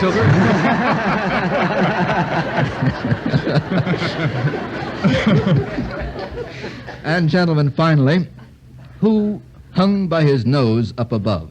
Who hung by his nose up above, Mr. Kieran? The man on the flying trapeze. Very good. That's right. I thought he hung by his knees. No, he hung Yeah, by by his his nose. Hung by his nose. Anybody can hang by With his the greatest knees. of knees, you're thinking.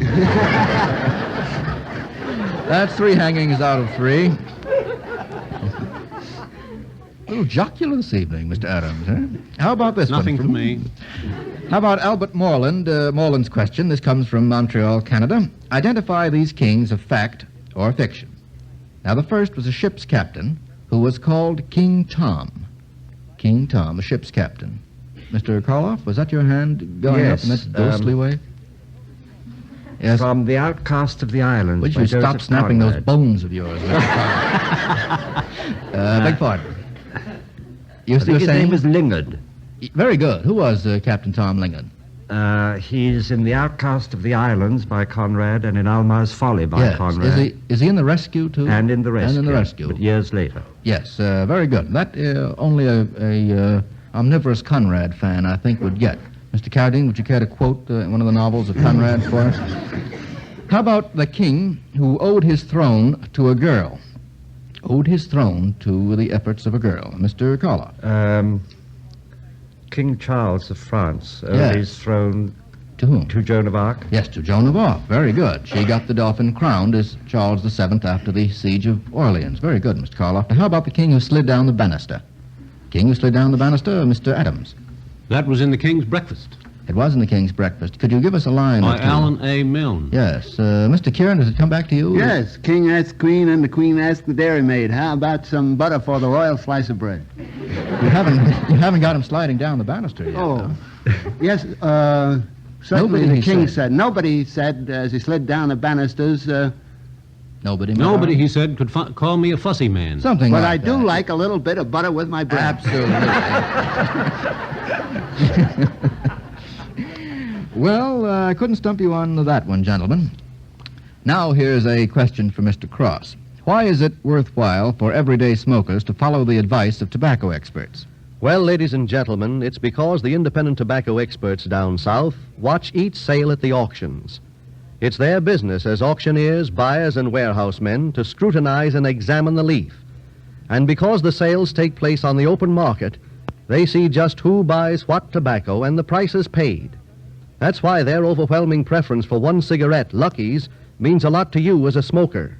For at market after market, these experts see us pay the price to get the finer, milder, better-tasting tobacco. For example, at auctions in Brookneal, Virginia this season, The makers of Lucky's paid 26% above the average market price published by the United States Department of Agriculture. At Aberdeen, North Carolina, 35% more, and so on all over the South. The result is Lucky Strike means fine tobacco. Smokers, it's clear that in a cigarette, it's the tobacco that counts. So surely it's worth your while to smoke the cigarette that has won the overwhelming approval of the independent tobacco experts, Lucky Strike. Thank you, Mr. Cross. I can quite truthfully say this evening that Lucky Strike has cheerfully paid out no $50 defense bonds and no sets of the encyclopedia. Thanks very largely to the brilliant supplementary efforts of our two monsters this evening, whom, by the way, Lucky Strike wishes to thank, Mr. Karloff, the villainous Mr. Karloff, and the no less villainous Mr. Carradine, for being so villain this evening. Now, next week, our three regulars, Levant, Kieran, and Adams, will be on deck, and we'll have as our very extra special guest the distinguished literary figure, Emil Ludwig, whom you'll all know as the biographer of Napoleon, and as perhaps soon to be known as the author of the forthcoming book, The Mediterranean. Remember, for every question that's answered correctly, the sender gets $10 in defense stamps, and for every question that stumps our board, you get a total of a $50 defense bond, plus the complete 24-volume set of the Encyclopedia Britannica.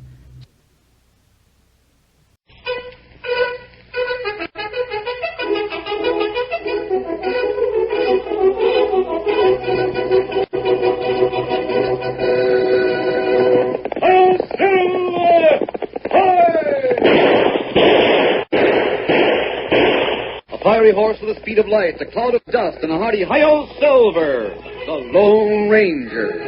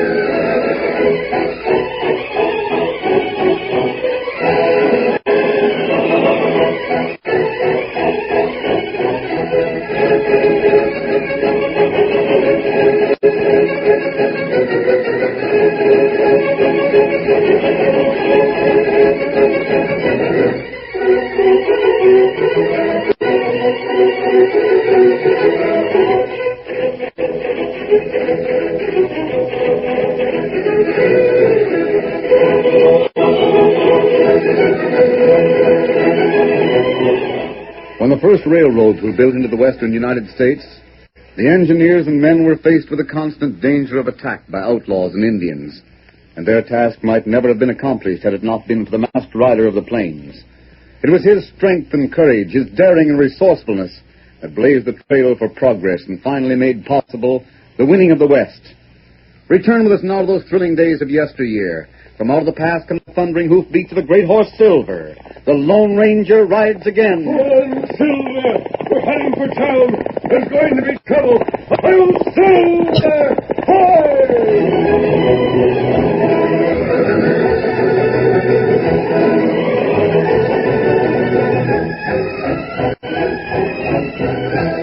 When the Lone Ranger and Tonto learned that Kimberly had left Cahuego Canyon and headed back for Warren City, they raced after him.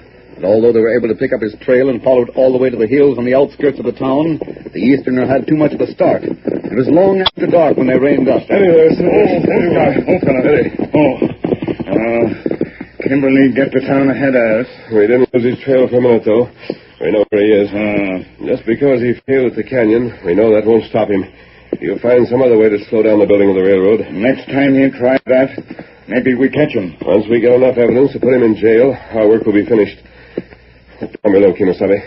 There are plenty of people in town now. I've never seen it so well lighted. Maybe them open new cafe on Main Street. The lights aren't coming from the buildings. Seem to be in the street itself. That's right. It looks like a torchlight procession. Better ride down there and have a look. You wear masks. We can leave Silver and Scott in one of the back streets and then keep to the shadows. There's plenty danger. Got to find out what's going on. Come on, Silver. Come on.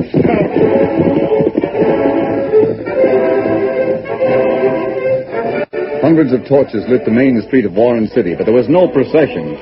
This was a meeting called by Saul Gardner. When he stepped out on the balcony of the Palace Cafe, a cheer rose from the rougher element of the town. The storekeepers and most of the railroad men kept silent. Saul raised his hand and began to speak.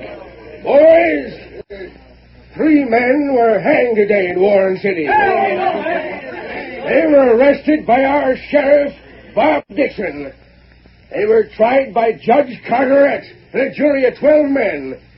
Everything was according to law. I'm not saying it wasn't. But I'm an honest, God-fearing man, and I didn't like the verdict. The men who were hanged were veterans of the Grand Army of the Republic.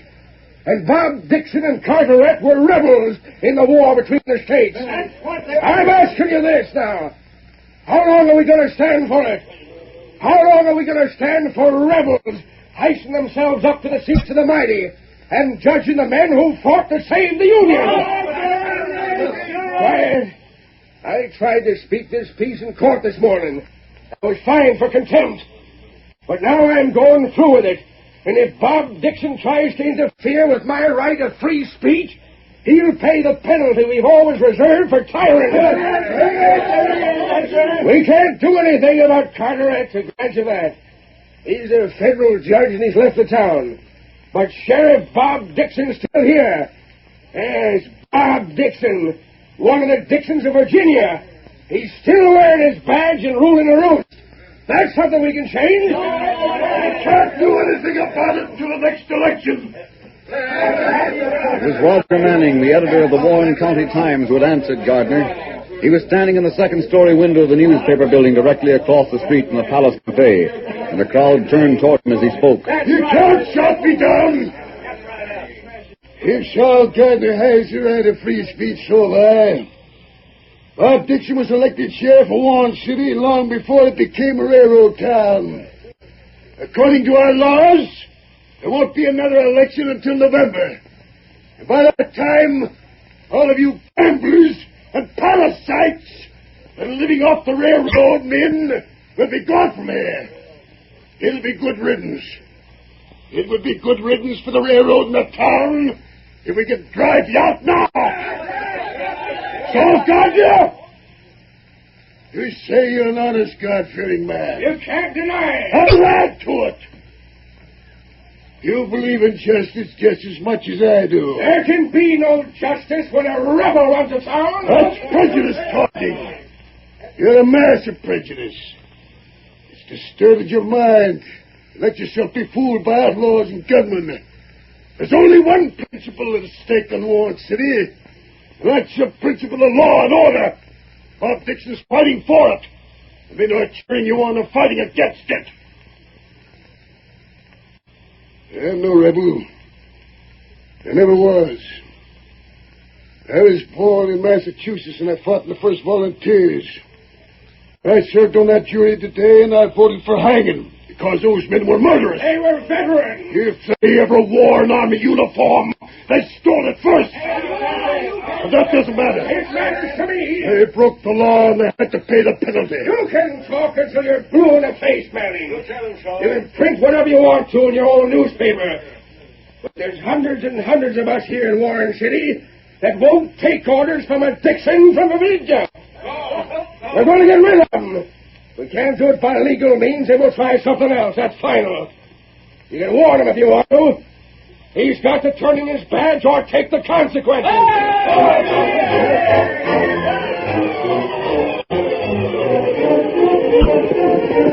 Steady, Silver. Hold on. You may can't hear, Tonto.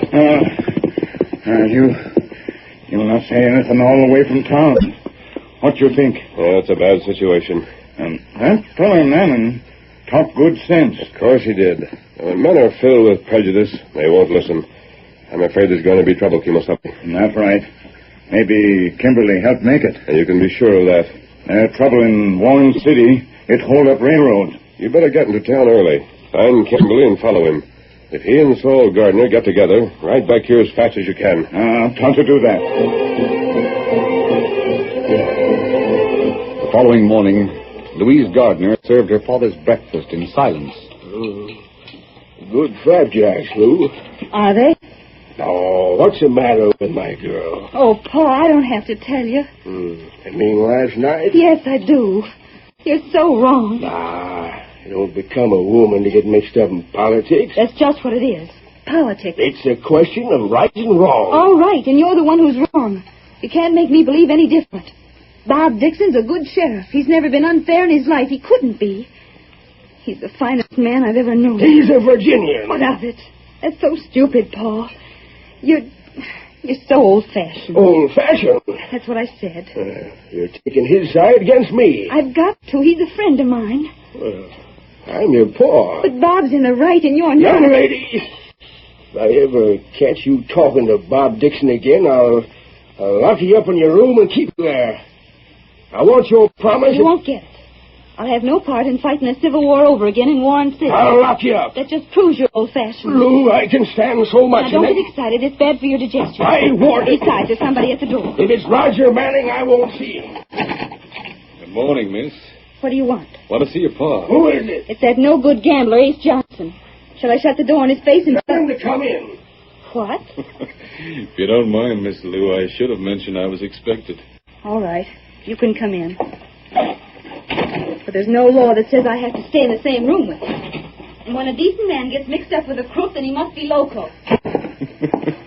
Don't mind her. Women don't understand politics. Sure, I know. Got some good news, Saul. That's so? Someone else is on our side. Man that's got a lot of influence and money. Who do you mean? He's in the back room of the palace. Wants to talk to you personal right away. Will you go over there with me? Why, I sure will. What's his name? You're going to be surprised. It's John Kimberly.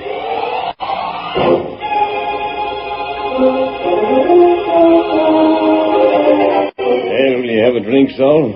I'll never touch it. I wish I could say the same. Yeah, but you don't mind if I drink your success, do you? No, sirree. Well, then here's how. Well, now then. I heard your speech last night, and I agreed with every word. That's fine. Manning is no better than a traitor. He sure sounds like it. And as for Dixon, the sooner you get rid of him, the better. The only question is, how? I can't answer that. It won't be easy. There are plenty of men like Manning who want to keep him where he is. There won't be another election until November, and that's too long to wait. It sure is. And there's only one answer. You and your men must take possession of the town by force. By force? Ace tells me you have 300 or 400. He probably knows more about it than I do. Yeah, he does. You've picked a good lieutenant. I say give each one of them a rifle. Proclaim martial law and set up the kind of government you ought to have. But 300 or 400 rifles. Well, I can arrange What are you doing around here, Injun? The door's open. Get out of here. That door was open, Ace. Yeah, closed now. Who was out there? Just an Injun, sleeping on the floor. You said you could arrange it, Kimberly. Oh, yes, the rifles. I can get them to you in 3 days. The rest is up to you.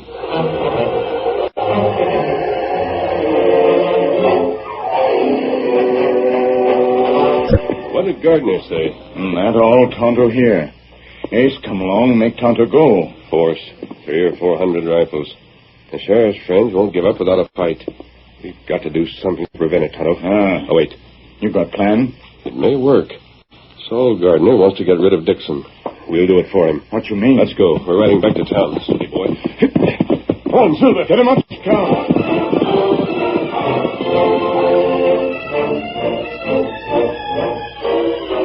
When Louise Gardner walked into the sheriff's office, she found Roger Manning with the young lawman. Lou. Hello, Bob. I'm glad to see you, Miss Gardner. Do you know what this young idiot's decided? You let me explain it, Roger. Well? There's plenty of honest men in this town that don't want me to be sheriff anymore. Your father's one of them. It's going to make everything a lot easier if I just turn my back. Oh, no, Now, Bob. let me finish. Roger here was to take the job, well, there wouldn't be any objections from anybody. You can't send me out chasing crooks at my age. There's no one who can fill the job half as well as you, Bob. I won't stand for your resigning. But, honey, don't you If you're thinking of me, you just forget it. I don't agree with Pa at all, and I've told him so. What we need is law and order, and you're the man to give it to us. But how can there be law and order when even the honest men are fighting against each other? And then there's the railroad, too. Just think of that... Please. Hello, Pa. I told you it was her. We saw him down the street. You know what I told you this morning? I remember. You're coming home with me now.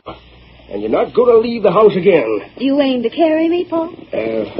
I will if I have to. I might kick a little. Gee, who's that just raised up out in front? What's a masked man and an engine? Don't go for your gun, Bob. I got you covered. Outlaws in broad daylight. What's the idea? You're coming with me. You can try and make me. All right, if that's the way you want it. Under one cover. Let go of me now. Let me down. You not move. Yeah, masked man picked him up like he was a feather. Bob, somebody do something. He's got him on his horse. All right, fellow. Tonto, come. Well, don't just stand there. He's being kidnapped. This is your work, Gardner. That's a lie. And I'll prove it. Don't shoot, Pa. You might hit Bob. I don't care if I do.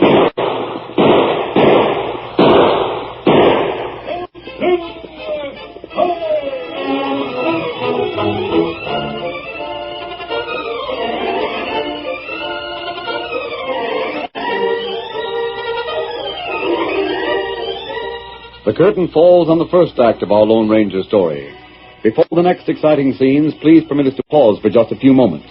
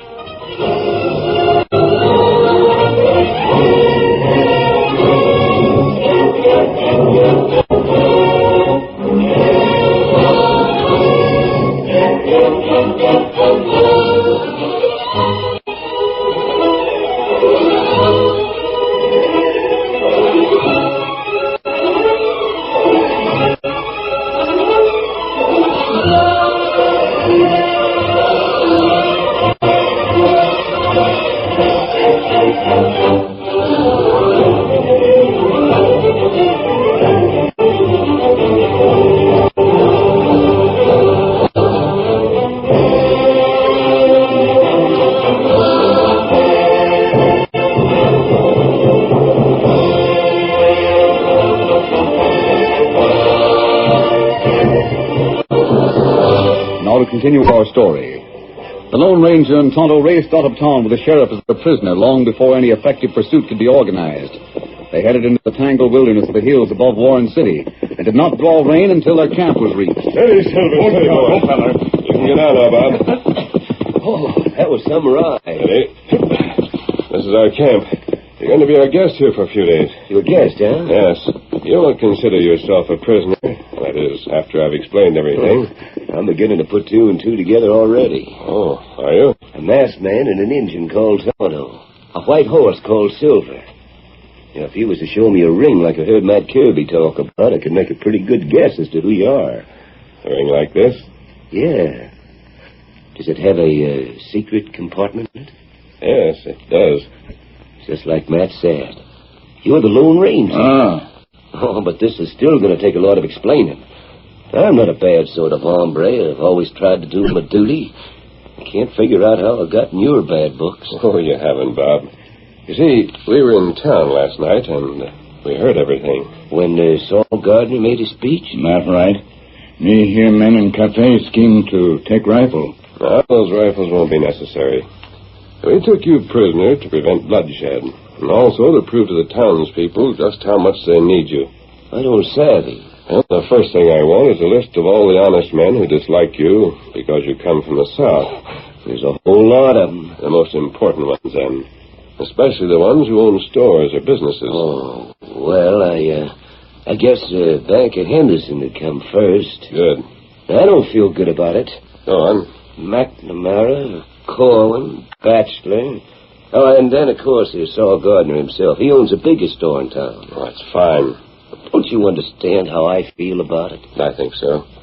You're giving all those men protection. And they don't realize what a good job you've done. It's up to us to make them. But how? By giving them a taste of what might happen with another man in your place. We'll start with the bank. Huh? Tonto and I are going to hold it up tonight. You're going to... The Lone Ranger's going to hold up the bank? Don't worry. No one will be hurt. The money we take will be just as safe here as in town. You say nobody will be hurt. What about you? Now, we'll have to move fast, of course. I'll say you will. But it's worth the chance. After the bank, we'll pay calls on the others. We'll save Gardner for last. Not all in one night. No, we'll take one night for each of them. That's even worse. After the bank hold-up, there won't be a man in town without a gun.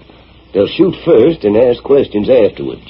The only one we're afraid of is Matt Kirby. Matt Kirby? Well, he's the only one who knows you. That's just it. He might recognize us and tell the others who we are. We want these hold-ups to seem genuine. Oh. You'll have to warn him in advance, Tonto. His cabin's on the edge of town. You'll be able to reach it without being seen once it's dark. Not plenty easy. I'll wait for you near his cabin, and then, as soon as he's been warned, we'll go to work.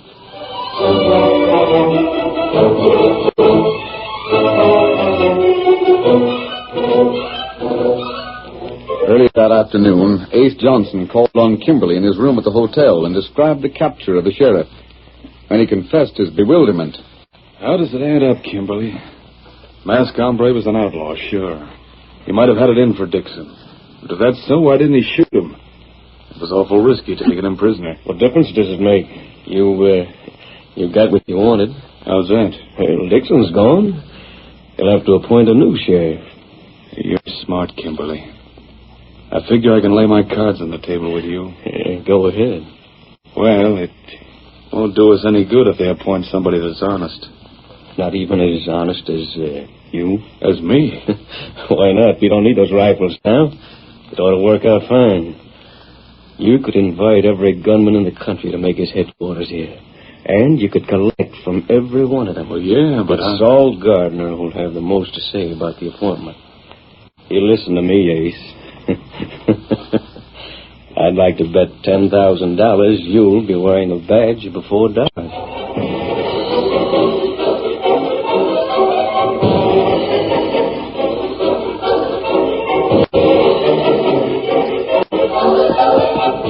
At 10 o'clock that night, the Lone Ranger was waiting for Tonto outside of town. Steady, Silver. He's coming now. Aye, Kimasabi. You find Matt at home?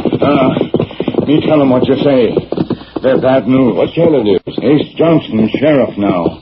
Railroad men not like that. You can't blame them. In that trade, town run wide open now. Plenty fight. Plenty men get hurt. Outlaws steal from railroad. It isn't bad news, Tonto. It's good. Even if Ace weren't crooked, he's incompetent. That's going to make our job easier. Come on, Silver. Get him up.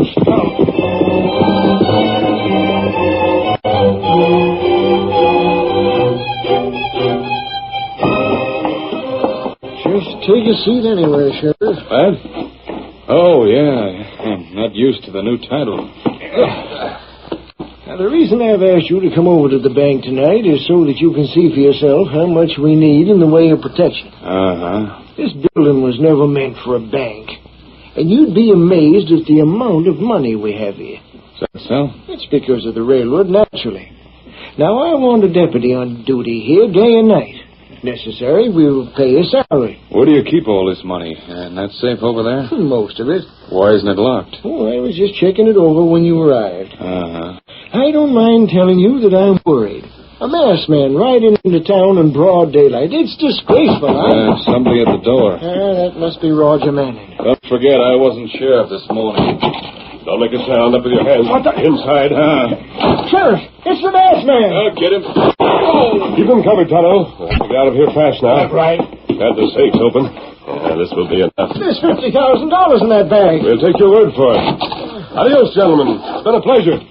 Sheriff, get after him. Oh, my head. Get a posse together. Get that money back. You've got to capture that man.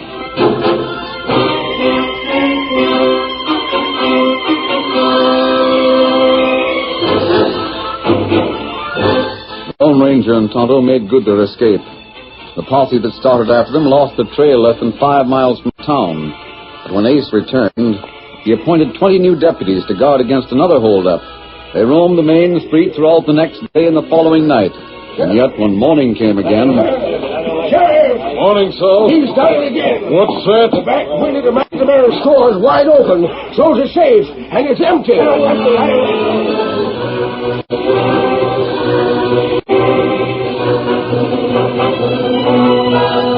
following morning. It's Cronin's place this morning, Sheriff. He took $1,000. I'll get the polecat. You said that yesterday. The only trouble is he won't show up again. Oh, yes, he will. He left a note for you. Read it. To the sheriff. You can expect me at Gardner's store tomorrow night. My place? Boy, the nerve of him.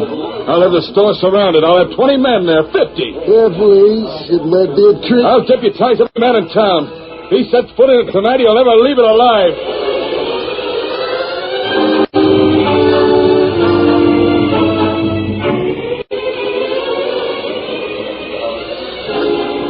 What time is it, Saul? Just midnight. All right, boys. You got your orders. Saul and I are going to stay away in here in the store. Rest you spread out a little. Not too close, see? Keep under cover. Go on, then. Clear out. Roger may be right. That note may have been a trick. I don't think so. Shut the door. Shall I lock it? No. We've set the trap. Let him walk into it.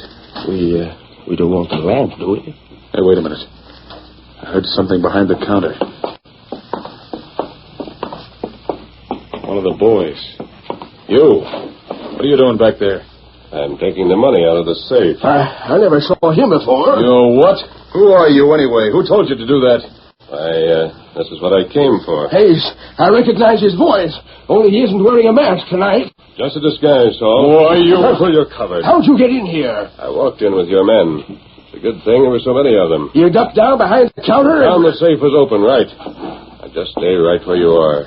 Don't make a move and don't raise your voice. You can't get away with this. As long as you're sheriff, it'll be easy. Adios, gentlemen. Been a pleasure.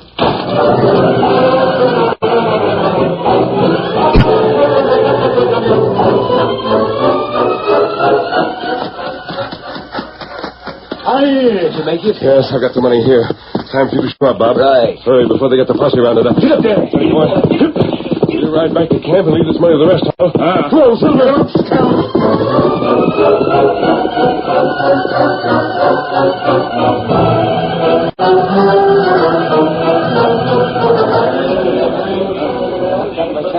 You're a fine sheriff, eh? I'd like to know anybody who could do better. Well, I'll tell you. Bob Dixon. He would have been fooled the way you were. That's right. What? You admit it? Yes, I admit it. I'd give every cent I got left if he were still wearing the badge. I heard that, Saul. Don't be so generous. Bob, where'd you come from, boy? Well, I got away from the masked man's camp. Just follow me and I'll lead you there. That's the way to do it. Come on, men. Follow Bob Dixon. Follow me.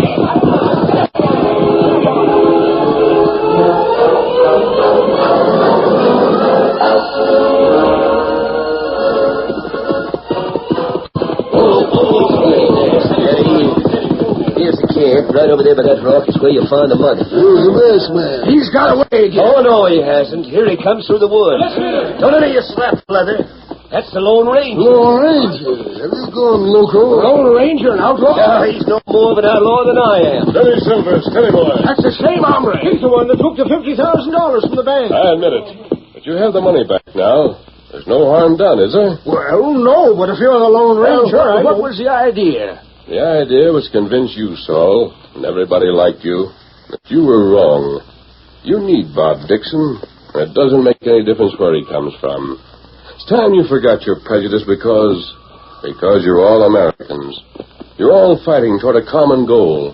You've got to remember that united we stand, divided we fall. How about it, Saul? Have you changed your mind? You can bet I have, masked man. And so was everybody else who was talking the same way I did. That's all I wanted to hear. Come on, Silver.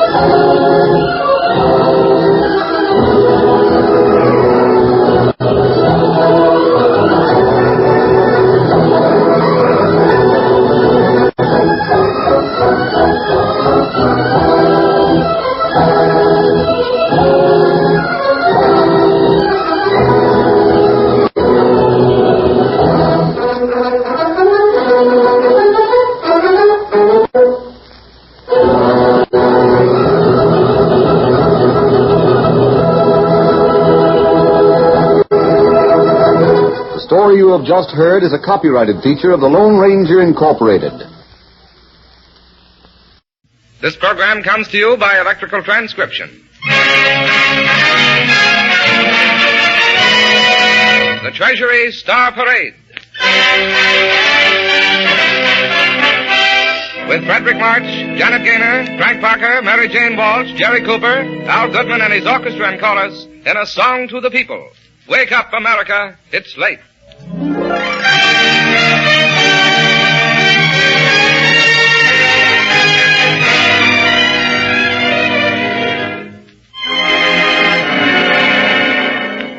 Awake, little man, and face your world.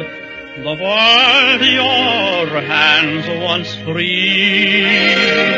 Those hands, little man, can save her now. In the hour of her need.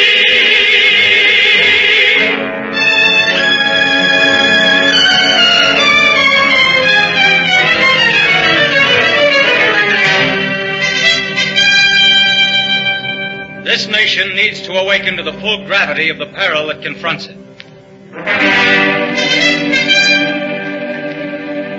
This nation needs to get away, once and for all, from the comforting feeling that while we may lose at the start, we are bound to win in the end. This nation needs maximum industrial production on a 24-hour, 7-day basis, 168 hours a week. Maximum production now. Can we get it?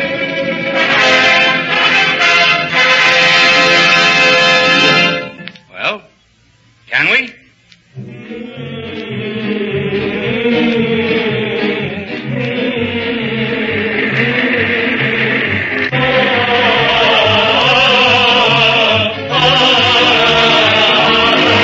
Get those planes in the air. Right! Get those planes in the air.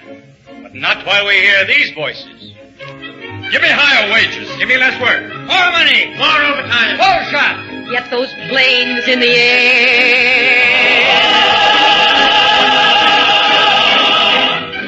Give me higher prices. Bigger profits. Special privileges. Better commission. Unlimited ceiling. More interest. Get those planes in the air.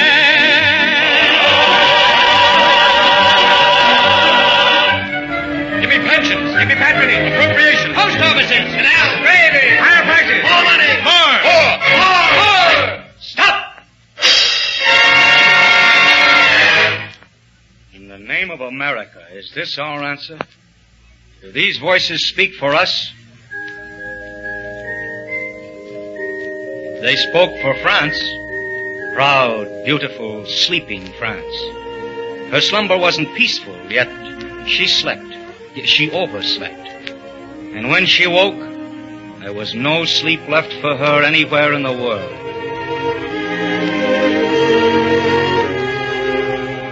Wake up, America. It's late. Wake up, America!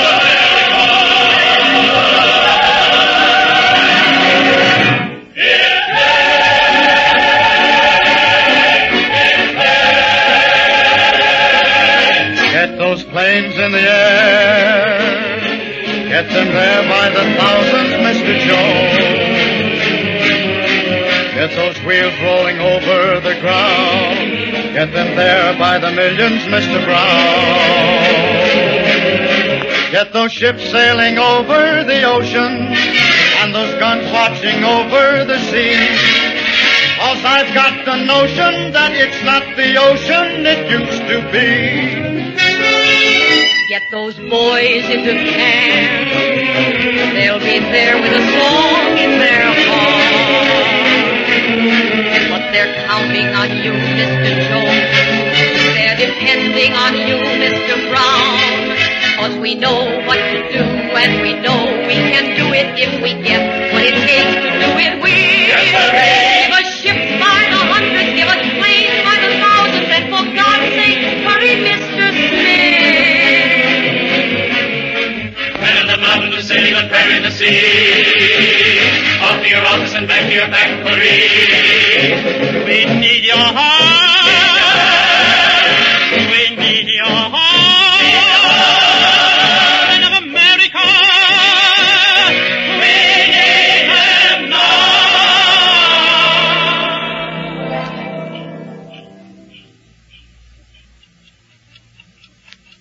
We need your hands and your heart, Tom Jones.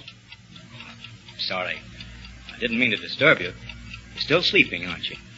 You worked late last night, Tom? Oh? You're just sleeping late. Well, then I am sorry. We mustn't let anything interrupt that sleep of yours. Not anything.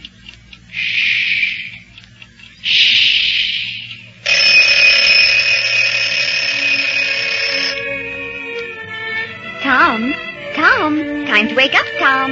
Mm-hmm. It's time to wake up, Tom. I'm up. Tommy Jr.'s up. The sun's up. Your son's up. Hmm? Coffee's on, Tom. Radio's on. Shower's on. The eggs are on. Give me time, Mary. Give me time. But you'll be late, Tom. You'll be late. Never late, Mary. Always on time. Never late.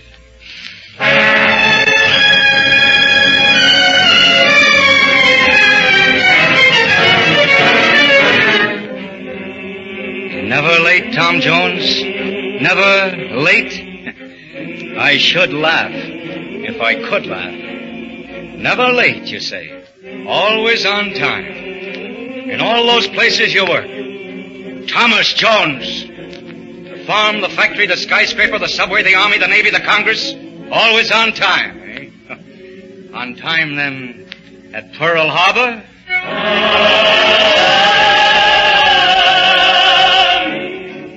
You were on time that Sunday, weren't you, Tom? Oh, I forgot. Sunday is your day off.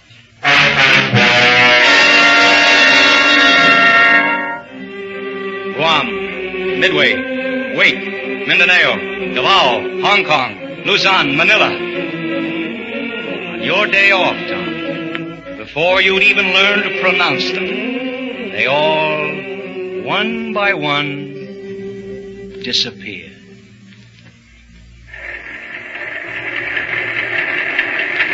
Well, you went back to work then, Tom Jones, on time. Back to your farm, back to your factory. Off to your office, skyscraper, subway, army, navy, Congress. You had a job to do. And boy, you were going to do it. You'd show them. You'd beat the pants off them. Remember Pearl Harbor. Get those planes in the air. Get those planes in the air. Get those wheels rolling over the ground. Mr. Brown. Get those ships sailing over the sea. Mr. P. Get those planes in the air. Get those wheels rolling over the ground. Get them there on the run. There's a job to be done. Get the planes in the air. Get them there.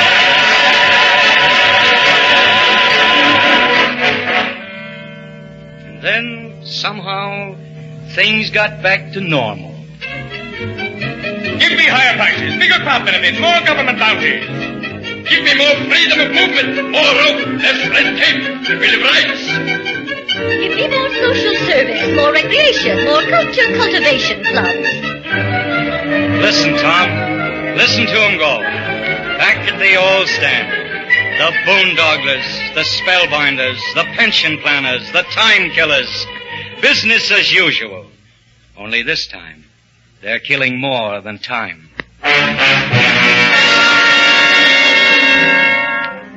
Remember Pearl Harbor? Remember Singapore? Singapore the mighty, the invincible, the key to half the world. Well, Tom, while somebody spoke in behalf of something or other, the key to half the world just disappeared. It was a master key, Tom. It opened a lot of front doors. Java, for instance. Were you on time in Java, Tom? Or Singapore? Will you be on time in Sydney, in Melbourne, Juneau, Cristobal, Colon, San Diego?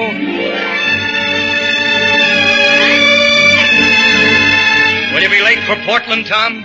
Or Providence, Pensacola, Poughkeepsie? New Hampshire, New Haven, New York.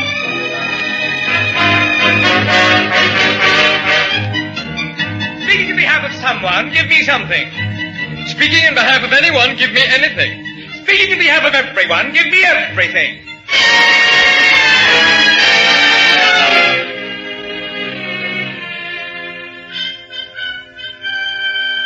You see, Tom, we've got the gimmies. And we've got to get over the gimmies. Give me shorter hours. Give me higher wages. Give me bigger profits. Give me more overtime. Give me less work. Give me more pensions. Give me crop benefits. Give me appropriations. Give me patronage. Give me plants for my district. Give me ping pong, marbles, horseshoe pitching, billiards, and canoeing. Give me ham and eggs. Give me shale oil. Give me $30 every Thursday. France had the gimmies, too. They had them till the Germans were close to Paris. And then everybody went frantically to work. Too late. France has no gimmies today. No gimmies at all. Except... Give me food for my baby. Give me a place to lay my head. Give me rest. Give me sleep. Give me death.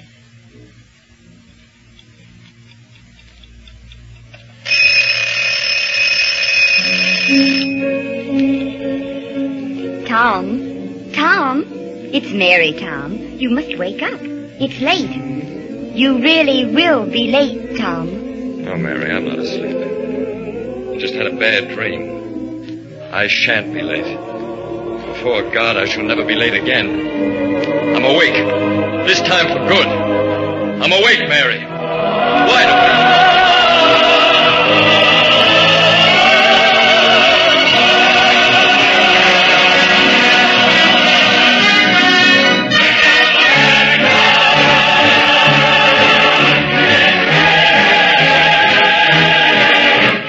Planes in the air, get them there by the thousands, Mr. Jones.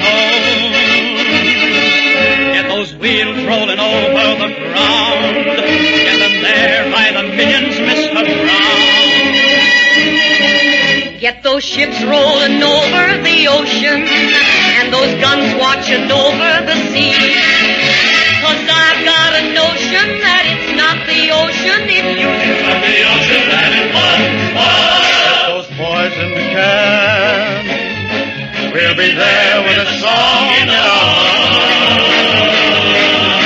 But we're counting on you, Mr. Jones. They're depending on you, Mr. Brown.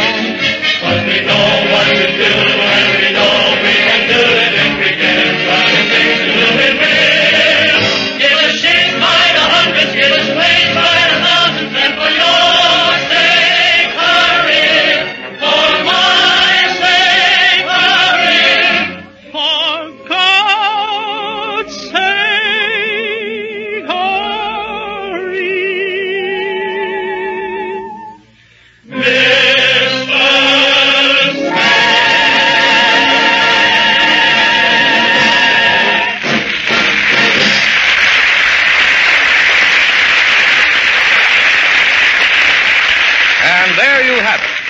There's only one thing more we can add.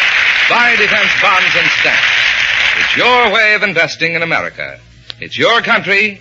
Keep it yours. The United States Treasury Department thanks the distinguished artists who donated their talents to this performance. Mr. Frederick March, Miss Janet Gaynor, Frank Parker, Mary Jane Walsh, and Jerry Cooper. And a deep bow of appreciation to Chet Forrest and Bob Wright for the magnificent concept and composition of the Song to the People. And to the New York World Telegram for their gracious permission to use part of an editorial from that paper. Orchestra and chorus were under the direction of Al Goodman. Production by William A. Bacher. This program was transcribed. This is Larry Elliott speaking.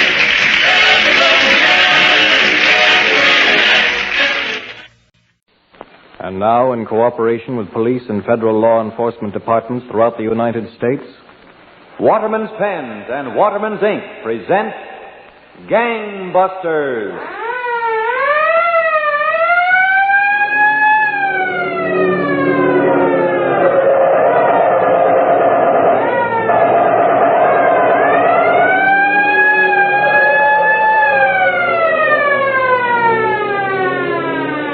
foxholes of Europe, from the steaming jungle swamps of the Pacific, our men are now coming home to a new America. A wave of crime has followed every war, and we must not allow lawbreakers to tear down here at home the very ideals that our men have fought to preserve. Tonight, Gangbusters presents the authentic inside facts concerning a killer who felt he was even too tough for the Army.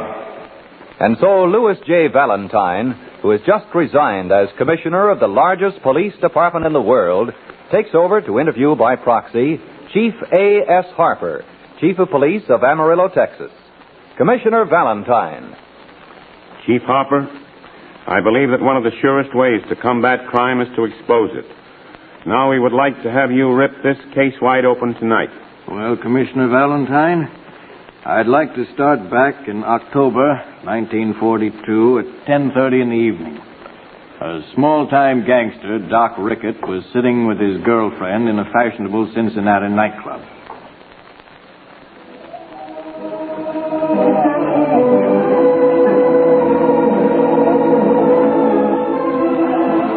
You're a snappy-looking number tonight, Cora. You like this dress, huh? Yeah, fits you like a glove. You're the... Hey, what are you staring at? Huh? What are you staring at? The big red-headed man over there. Any objections? Letty, you're my girlfriend. The redhead doesn't think so. He's smiling. Why, that... Hey. Don't pay any attention to him, Cora. Why not? That's Red Beaver. Red Beaver? He's dynamite. The FBI and Secret Service have sent out coast-to-coast alarms. Beaver's a deserter from the Army. He's the quickest trigger man I know of. He only pulls the biggest jobs there are. Thanks, Rickett. I thought he was interesting. Now I'm sure. Now you've done it. He's coming over. You cross him and you get a bullet through your head. And you thought you were a big shot. I'll bet there are a million girls who wish they were in my place right now. He's sharp.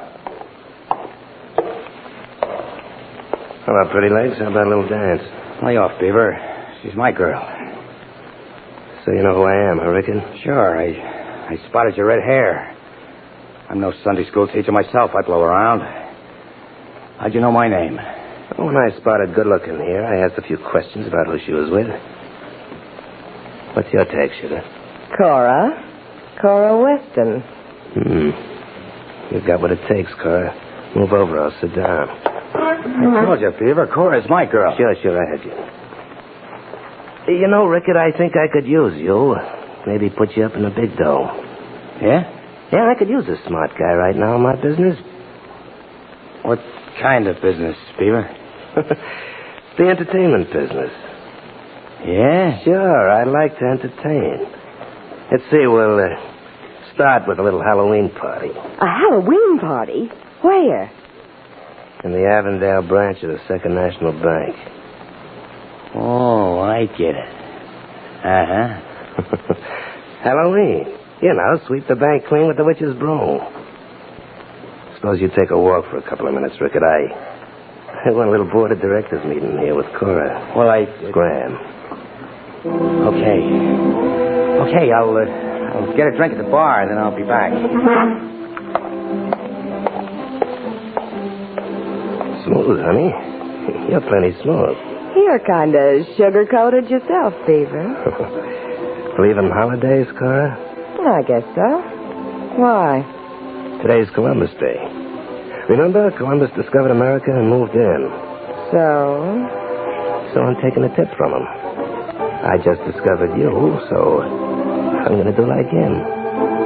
Move in.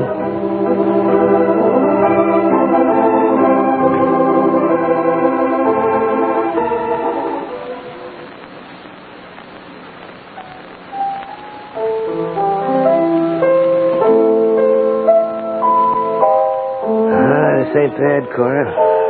Sitting in your apartment, you playing to me. Want me to fix you a cocktail, Beaver? After 2 weeks, you have to ask me. I'll answer. Oh, no, I'll do the answering. Hello? Oh, is that you, Beaver? Sure, it's me. Well, I haven't got anything to do. Suppose I drop up, huh? No. Cora's my girlfriend now, Rickard. Oh, get your surprise package? Yeah. But a clown suit and a cowboy suit. What's the gag? Tomorrow's Halloween. You dress up fancy on Halloween, don't you? You ought to wear the clown suit, see? Good gag, huh? Oh. Besides, the clientele at the bank will have a tough time describing a clown and a cowboy. I get it. Work with me a while, Rickard, and you'll learn things.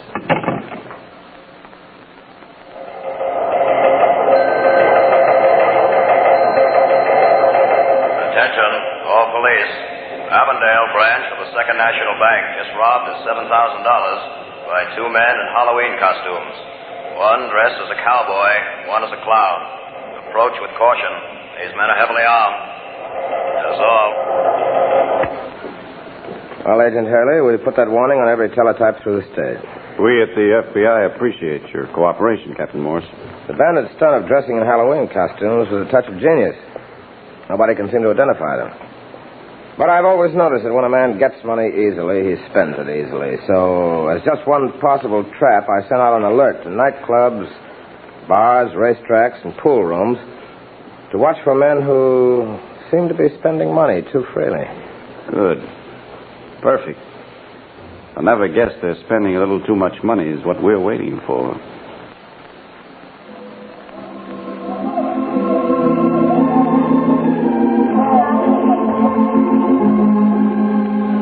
Like this nightclub, Cora? We've sure been covering them all, haven't we, Red? That's me, Cora. Everything in a big way. Yeah, but Red, you've been cracking so many banks. Every day, headlines in the papers. Rickard's so scared he doesn't even dare leave our hideout. He's pretty jealous, you know, Red. You taking me away from him. You leave Rickard to me. Baby, I've got the biggest job yet lined up. 100,000. Yeah? When? Christmas. At Christmas time, everybody gets presents. I figure maybe the Charleston Trust will want to give us a present. Why do you always pick a holiday, Red? Holidays are made for guys like me. On holidays, the suckers stuff up with turkey and guzzle booze, right? They get slow and careless. Gee, I never thought of that. Booze makes them slip up. They're not themselves. Waiter. Oh, yes, sir. Waiter, bring another bottle of that champagne over here. Huh? Coming up, sir. You're spending your money awful fast tonight, Red. That's the way I make it, isn't it? Banks have lots of money, you know. Yeah, but you've been drinking a lot. You said tonight, when a man was drinking, he wasn't himself. That's for other guys, not me. You couldn't tell by the way I talk I've had a drink. Here you are, sir. A bottle champagne. You know, someday I'm going to take a bath in that stuff. I wouldn't do that, sir. The bubbles tickle. Quick on the trigger, ain't he? Pour it. Certainly, sir.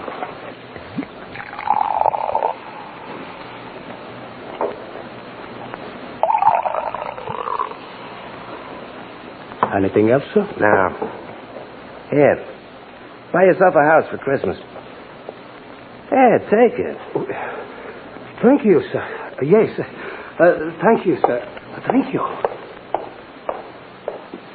You blown your top, Beaver. Giving that guy a century for a tip? Shut up and drink your champagne. Dames will crab all the time, get on my nerves. You couldn't just slip the way to the 100. Oh, no, not you. You had to make a production of it. I said shut up. First thing you know, you... Now, you're putting that loose lip of yours, or I'll slap you again. Now you've done it, you fool. That army sergeant saw you slap me. Oh, yeah? I eat army sergeants on toast. Oh, he's going to use that for an excuse to come over and meet you, huh? Going to chisel in like I did to get you away from Rickard. What's the matter? Something wrong? What's it to you? Can I do anything for you, miss? No. No. Everything's all right. Hey. What was you figuring on doing, chum, if it hadn't been all right? Ah, take it easy, buddy. You've been celebrating a little too much. I suppose because you're in the Army, you figure maybe I'm easy pickings, huh? Now, look, I don't want any trouble as long as the young lady says she's all right. Okay, I'm leaving. Oh, so you were going to pull that Prince Charming stuff, huh? Put that gun away. This time, Sergeant, you ran into a tough customer. Oh, if you're so tough, why don't you join the Army? We need some good fighters. Oh, the Army, huh? I don't see you being so brave. And besides, I don't like the looks of an Army uniform.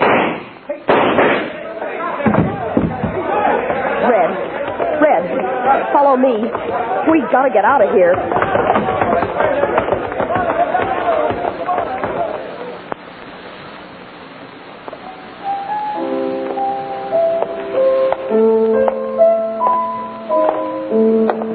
we going to stay holed up here in Cora's Flat, Beaver? As long as I say so, Rickett.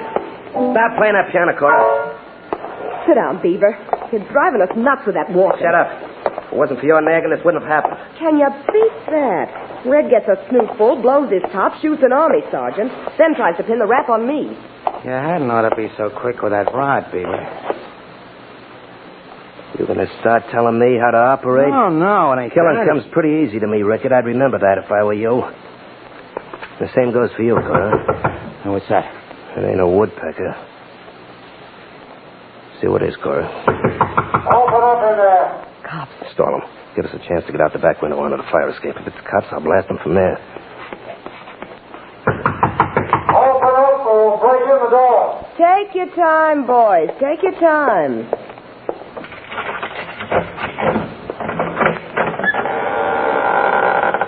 Okay. What you selling? I'm Captain Morris of the Cincinnati Detectives. Mr. Hurley's a federal agent. So what? We're looking for a man who was seen coming into this building. What's it on me? Every man who comes in this building don't come up here. Unfortunately. Cut the comedy. We know he's here. Step aside. Hold it, copper. I'm old-fashioned. I don't let strange men into my apartment unless they've got search warrants. Really? Yeah. And that goes double for coppers. Well, by an odd coincidence, I happen to have a search warrant. Right here. Well, if you must come in... What was that? Come on. Come back from that fire escape into the room again. With your arms up. We guessed if we came in the door, you gentlemen might go out the window, so I had a few of my men out there. Smart guy, huh? I know one of them, Captain Morris. Rickett. Ricketts an old-time gangster. The redhead's a new one. I'm just an innocent bystander. The redhead is the one who shot the army sergeant. You got nothing on me, copper. No? We had all of the nightclubs tipped off to report men who were spending money too freely. The waiter who waited on your table called us up. We examined the $100 bill you gave him as a tip. I want to see my lawyer. I don't blame you, Red. Suppose we go down to headquarters for a talk. And, if I say no? Well, if you should say no, I'll tell you. You'd come along a good deal like this. Let go of me, copper. Let go. Come on. Let go of me, will you?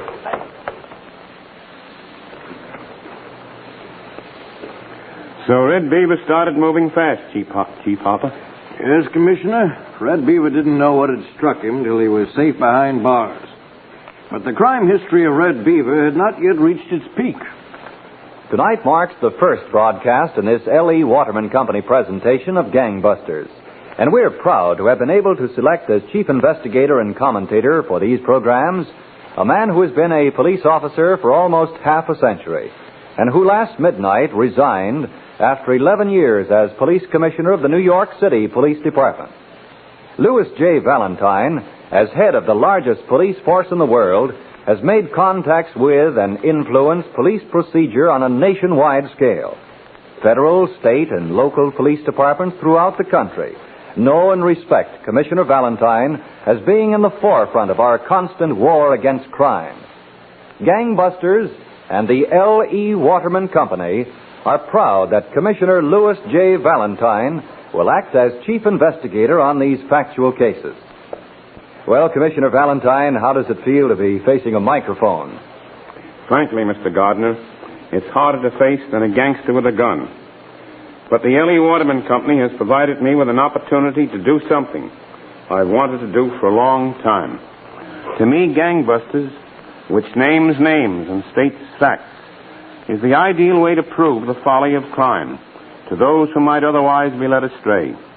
And it's going to be my purpose to see that every program is pointed to bring about a better, safer, happy America for all. Thank you, Commissioner.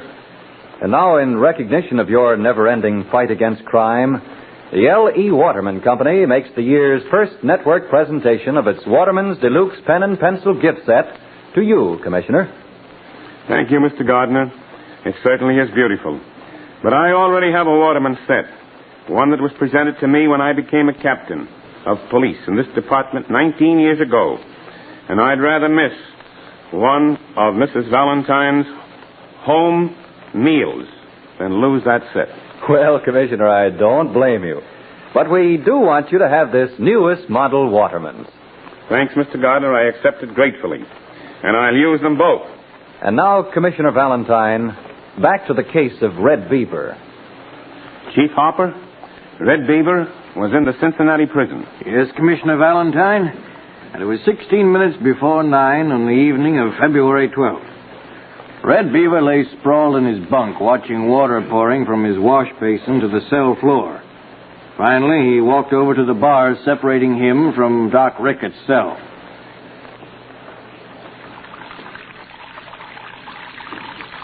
Hi, Rickett. Where's all the water coming from, Beaver? I told you we'd break out of this joint. But if it's all the same to you, I'd rather walk out than swim out. Know what day today is, Rickett? Sure. February 12th, so what? February 12th. Lincoln's birthday. What do you want we should do, eat birthday cake? You never heard what Lincoln did? He got himself shot. Is that what you're aiming for us to get? Yeah, but before he did, he freed the slaves.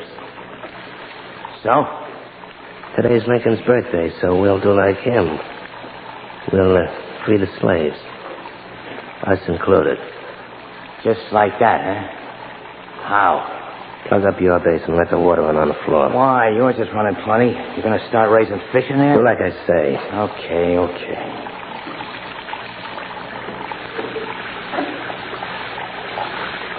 Good. Now we'll wait a minute, and we call a guard. Then what? We yell for a dry cell. While we're switching, we hit him over the head and make a break. How's the water coming? You could launch a ship in here now. Okay. Rattle a cup. Guard! Help! Hey, We're guard. being flooded! Get us out! Guard! Get us out of this place! We're being flooded!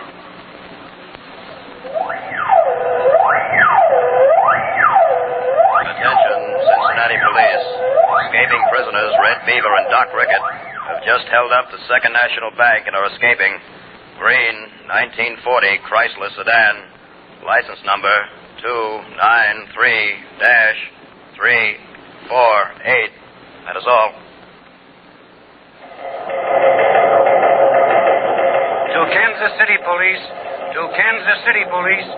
Believe killer Red Beaver and pal Rickett are driving toward Kansas City. These men are heavily armed. Suggest roadblock.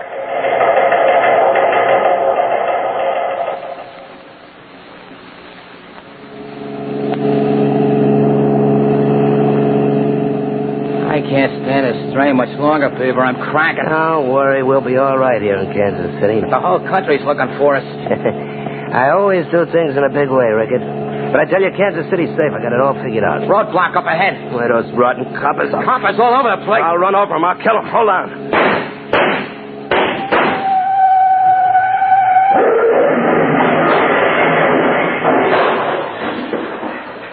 Come on.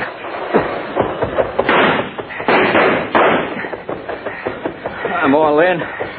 All this what's going on for days. This cop shooting at us.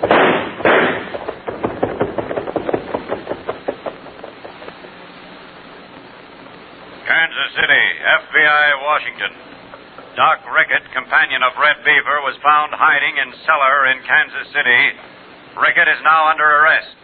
Red Beaver escaped and is believed hiding in one of the southern states.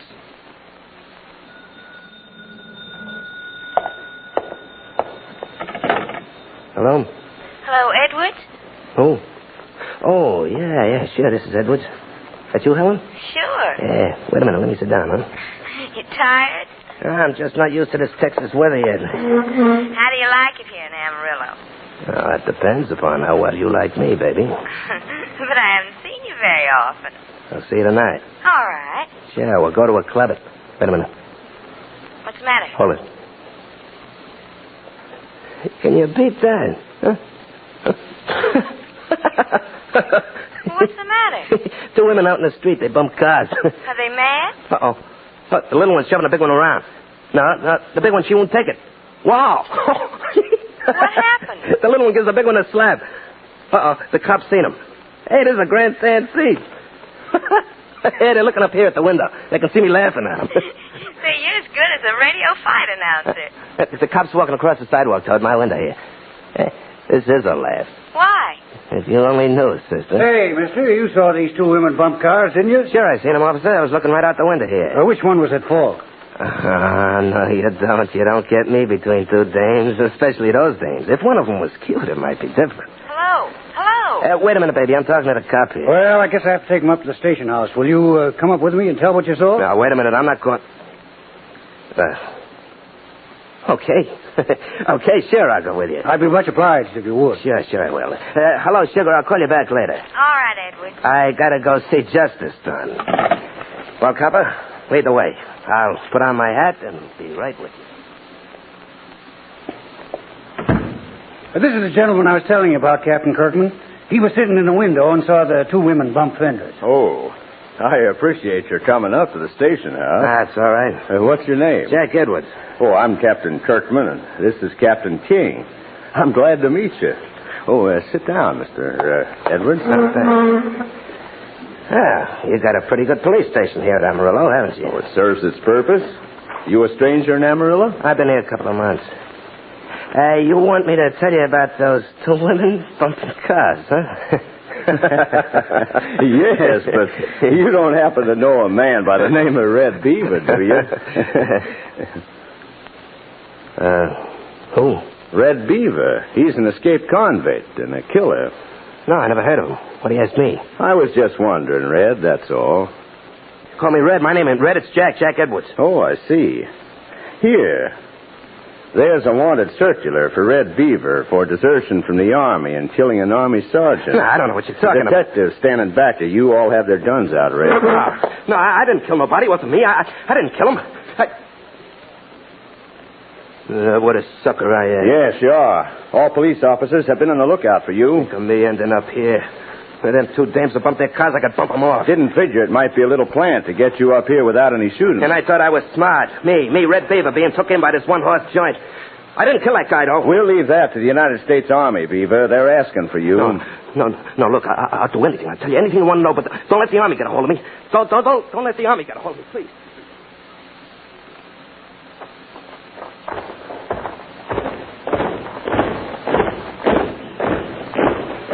Details.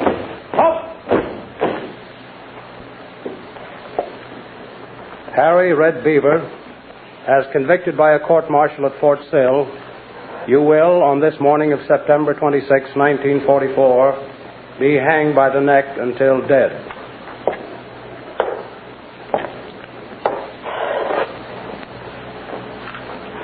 Harry Beaver, have you anything to say? No, I guess I ain't got nothing.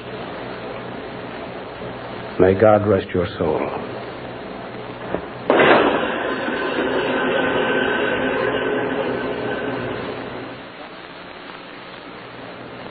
And Commissioner Valentine, at 6:37 a.m., 20 minutes later, Harry Red Beaver was dead, executed by the United States Army. Chief Hopper, this has been a terrific case tonight. One I doubt that we will ever forget. I wish that every person in this country might have heard it. Yes, Commissioner Valentine. To Red Beaver, the men in the uniform of their country were suckers. He knew better. He knew how to get easy money. But it didn't turn out that way. And it never does. And now, before we present our urgent last-minute bulletins on persons wanted by the authorities at this very moment, the case of Red Beaver is over, but the case of the missing words remains a mystery to millions of Americans. Their only clue is the peculiar behavior of a fountain pen, a pen that sometimes writes on and on without ever seeming to run dry. And then again, it seems out of ink almost before it starts. The reason is that, in the first instance, the pen was filled with Waterman's wonderful blue-black ink, and thus gave thousands of extra words. The second time, however, a different ink had been used, and fewer words resulted.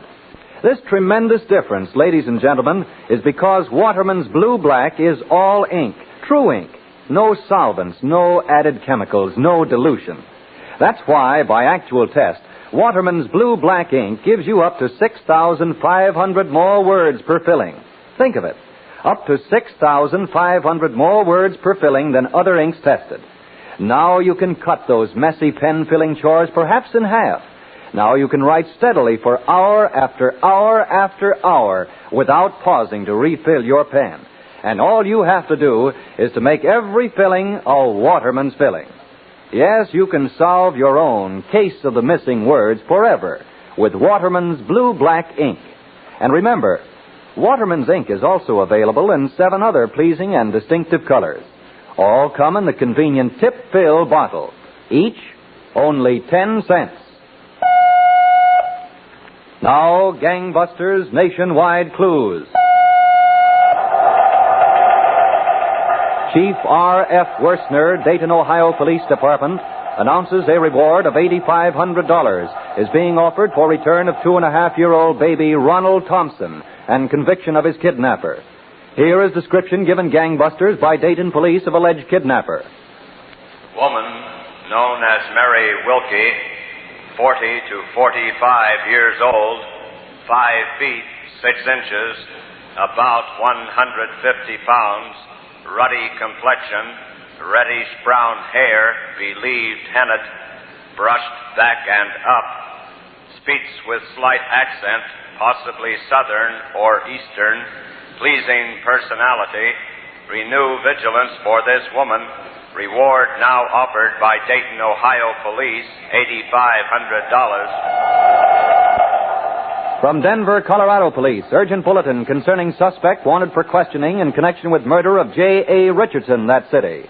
Suspect described as follows. Andrew Cyphus, alias Jack Wood, alias William Hammond, 36, 5 feet 6 inches, about 150 pounds, dark hair, brown eyes. When last seen, according to police, wore khaki shirt or jacket with blood stain on right shoulder and sleeve, where he supposedly was shot in struggle with victim. Suspect believed to have left scene of crime in company of woman in green Pontiac sedan, bearing Los Angeles license ending in numerals 80. Watch for Andrew Cyphus. Wanted for questioning. Murder. Denver Police Department. If you have any information concerning these clues, notify your local police, the Federal Bureau of Investigation, or Gangbusters at once. Now, here is Commissioner Valentine. Next week, Gangbusters will present the case of the red evening dress. It's about a girl and her love for a killer. Remember, next week, same time, same station, one of the most unusual cases Gangbusters has ever presented. In the meantime, when you are buying a fountain pen or when you're buying ink, just look for the name Waterman's.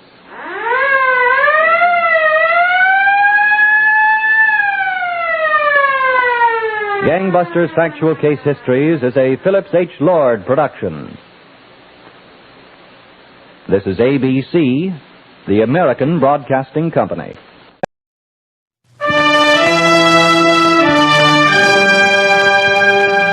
At ease and listen to the folk songs of tomorrow.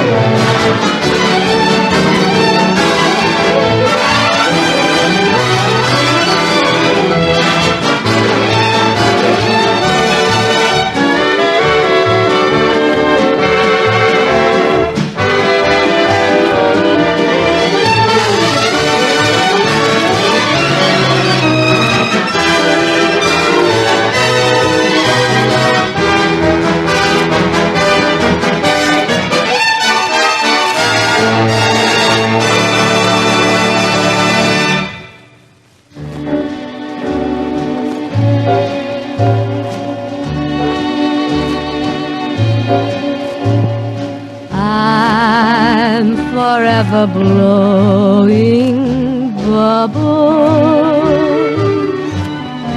pretty bubbles in the air. They fly so high, they nearly reach the sky. Then, like my dreams, they fade and die. Fortune's always hiding. I've looked everywhere. I'm forever blowing bubbles, pretty bubbles in the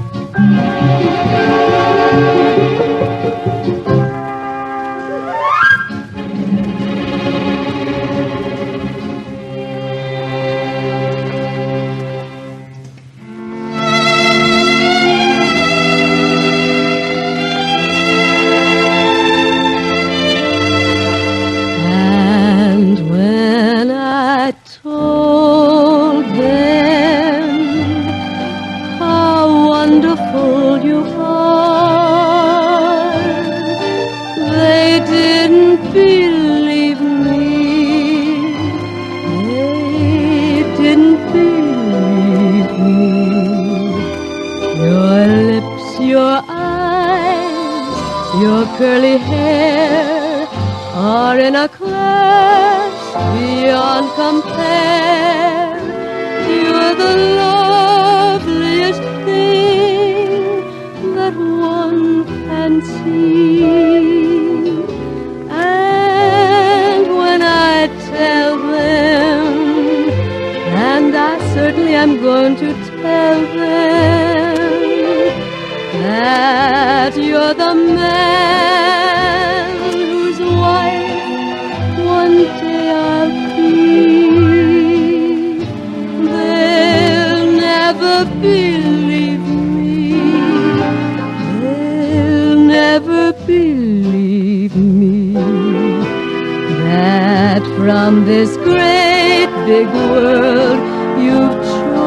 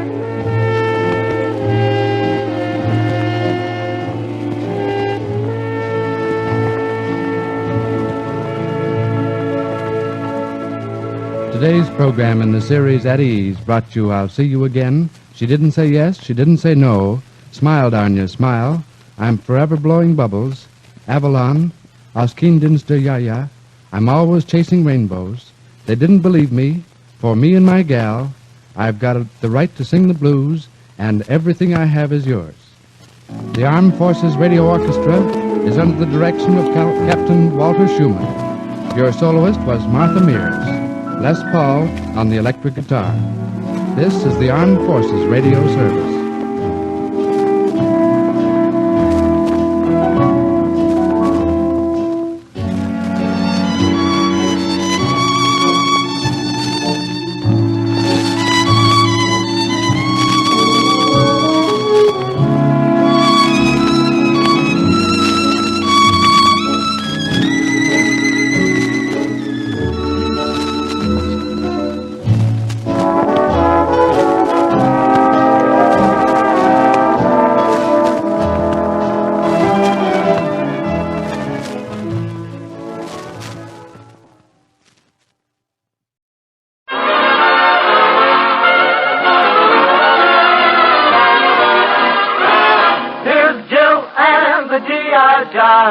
Hi, fellas. This is G.I. Jill with G.I. Jive.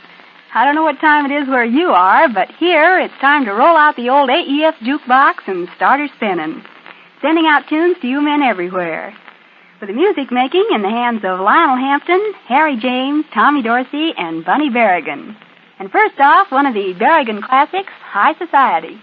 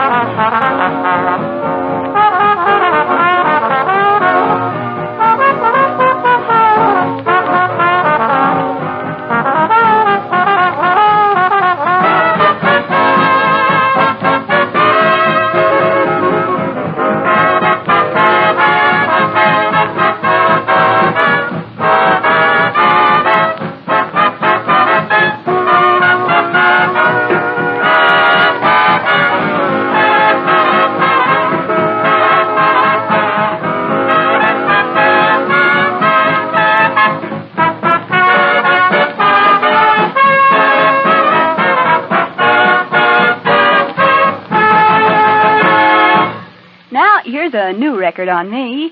Till today, I didn't know that Lionel Hampton had ever recorded the Muskrat Ramble, but sure enough, it's getting set to spin now.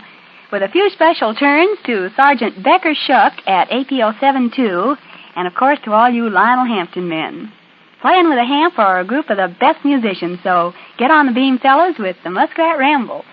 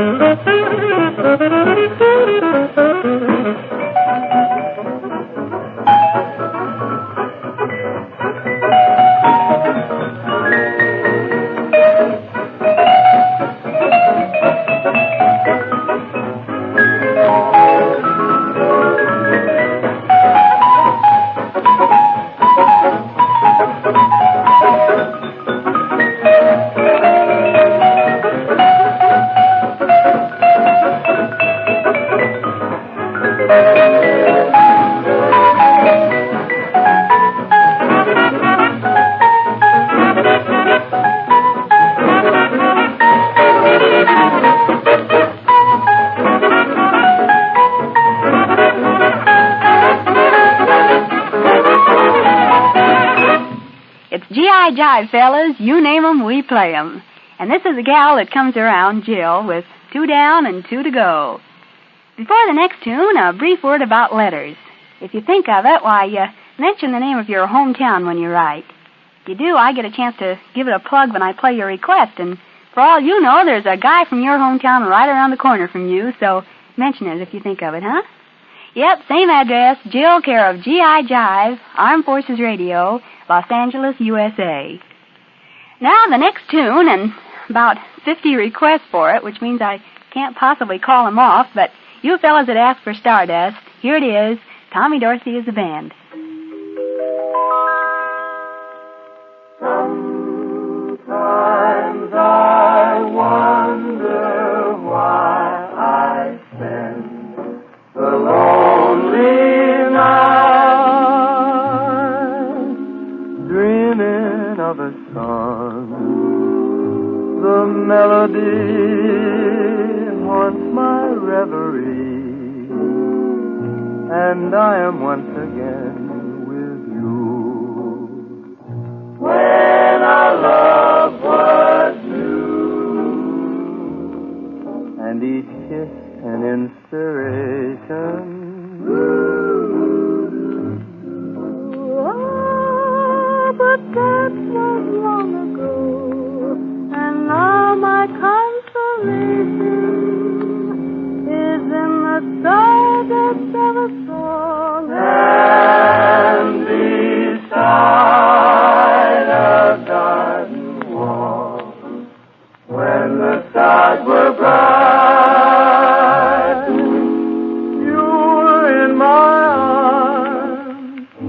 The nightingale told its fairy tale of paradise where roses grew.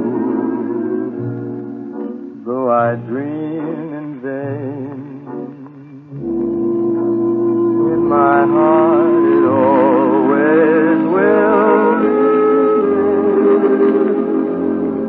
My stardust melody, the memory of love's refrain.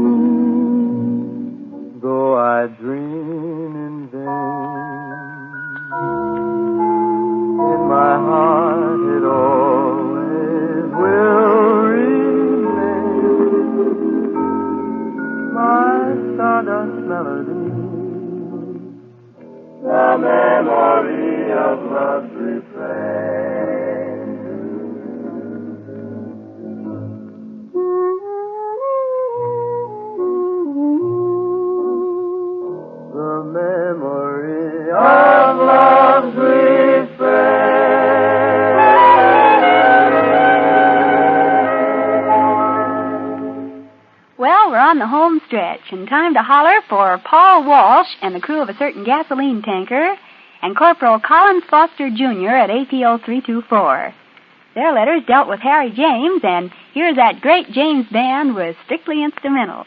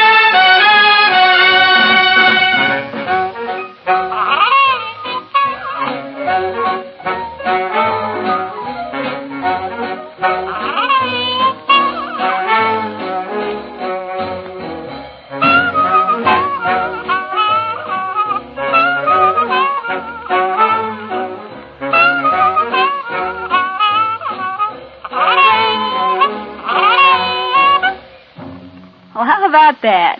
14 minutes have gone by the boards already, but they got 14 more reserved about this time tomorrow, so be around if you can, huh? Till tomorrow, then, this is your G.I. G.I. Gal Jill saying, see you tomorrow, fellas.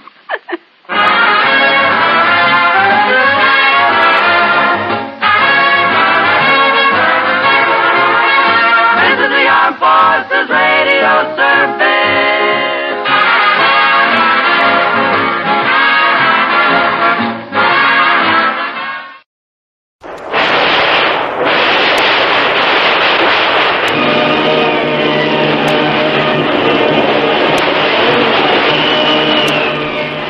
Presenting the adventures of Jungle Jim. The Adventures of Jungle Jim, broadcast weekly over this station, are dramatized from the full-color action pictures to be found in the Comic Weekly, the world's greatest comic supplement that comes to you each week with your Hearst Sunday newspaper. Join the 11 million adults and the 6 million youngsters who enjoy the world's best artists featured in every issue of the Comic Weekly, which comes to you with your Hearst Sunday newspaper.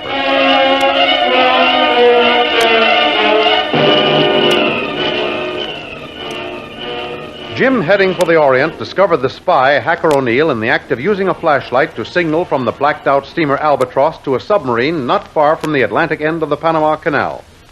He dragged the spy before the captain, and while they were questioning him, a tremendous explosion fairly lifted the ship from the ocean, and when it fell back, there was a decided list to one side. The sub's torpedo had done its deadly work with great efficiency. All of the passengers were transferred to the lifeboats, but the Sea Tiger wanted no trace of the ship or its passengers and crew ever to be found, for they shelled and machine-gunned them till every last boat was left in a sinking condition.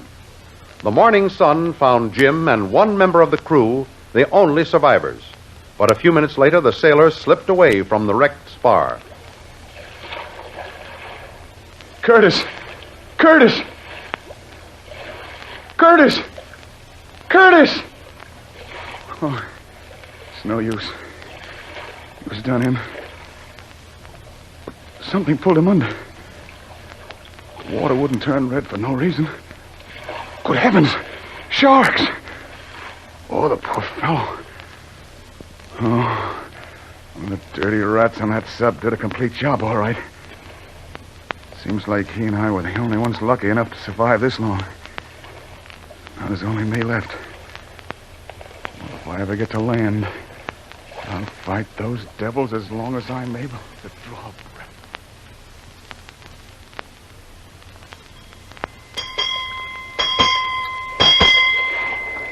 Good morning, Captain Burns. Good morning, sir. You ready to take over? Ready, willing, and able, sir. Well, now let me take an informal look at you. Yes, I think you'll pass muster. A bit young, perhaps. How long you out? Last year, sir. Of course, you know how long ago your father and I left the academy. Yes, sir. And I've heard him often tell stories of the first year on duty with yourself. Seems like only a few years ago when we were ensigns together. A couple of young, smart Alecs, too. But your dad had what it takes. He was always an officer and a gentleman. I'm proud that he's my admiral. Seems to me, sir, there was not much to choose between you, sir. I'm just as proud to serve under your command. Oh, come now. This is degenerating into a mutual admiration society. But tell me about yourself. Ever done a trick on a destroyer before? No, sir, except for basic training. This is my first assignment. Well, you might get to like it. But if you do, it'll be in spite of your better judgment. I'm sure I'll like it, sir. She's got a backbone of rubber. Can outwiggle a hula dancer. Do an Irish jig and a cakewalk in seas 40 feet high. Sounds interesting, sir. Interesting. When we get some weather, you won't be dry for maybe a week. Not much food, but hardtack and lukewarm coffee. And you get half of that down your neck. Now, does that sound interesting? You seem to thrive on it, sir. Must have some compensation. Well, I see you don't fool easily, do you, lad? Yes, it has compensations. It'll outrun anything that floats and can deal with pig boats as a terrier does with rats. Yes, I love this tub. I never want to leave it, except to retire. And that happens next year. Well, you'll have company, sir. Dads do the same time. I suppose it should be that way. We old codgers move on and let you youngsters have a chance to see what you can do. By the way, I'd like to stand the first few minutes of your watch with you. I notice signs of odd bits of wreckage. Not much to go on, but it might lead to something. I'd be delighted, sir, to have you. Thanks. What kind of wreckage did you see, sir? Oh, only scraps, wood, bits of cloth. But they have a new look about them. Haven't been in the water long enough to get that aged look that the sea gives to everything. Ships, men, wreckage, everything. I think I understand, but I don't see any such flotsam around us now, sir. I told you there wasn't much to go on, only the barest of scraps. Plus the fact that Sparks reported that he received the letter S all alone on the commercial ship band last night. Oh, that's strange, sir. Yes. He tried for an hour to raise someone on that same wavelength, but no answer of any kind. And now this trace of fresh wreckage sounds like a sub might be in the vicinity. Perhaps, but none have dared our patrols this far west up to now. Well, just before I left for this cruise, we heard about a secret base that was discovered and destroyed. And it was well inside the Caribbean. Yes, I had that report, too, in the form of alert number 3. There might be a stray from that pack who's more daring than the rest. You mean, sir, we might meet up with it soon? You're just itching for action, aren't you? Yes, it's working this area. We have a good chance of meeting up with it. Just as good as the next fellow. Well, I think I'll go below. Now, when you finish this trick, come to my quarters. Yes, sir. Hello, Ensign Foley speaking. Look out, sir. There's some strange objects about 4 points off the starboard bow, sir. Could we change course for a few minutes to get a better look? Certainly. 4 points, you say? Yes, sir. 4 it is. Keep a sharp eye on it. Aye, sir. Yeah. What's up? Lookout reports something floating. He wants a slight change in course to get a better look. Try your glasses on it. I've picked it up, sir. Good. But it seems to be part of a big spar, sir. Wait a minute, there's a funny bump on it. Let me look. Mr. Foley, I'd hustle over to get a closer look at that as soon as possible. Yes, sir.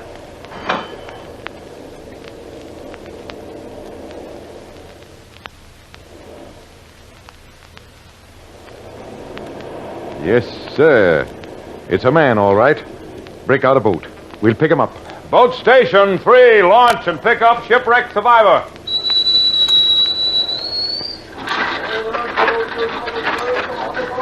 Well, there's your answer about the submarine. By all the signs, that man is from a recently torpedoed ship. And you were right about that wreckage, sir.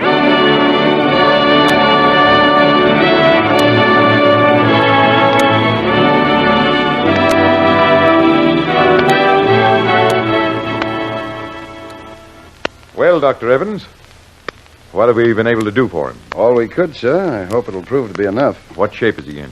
Bad, sir. Very bad case of submersion.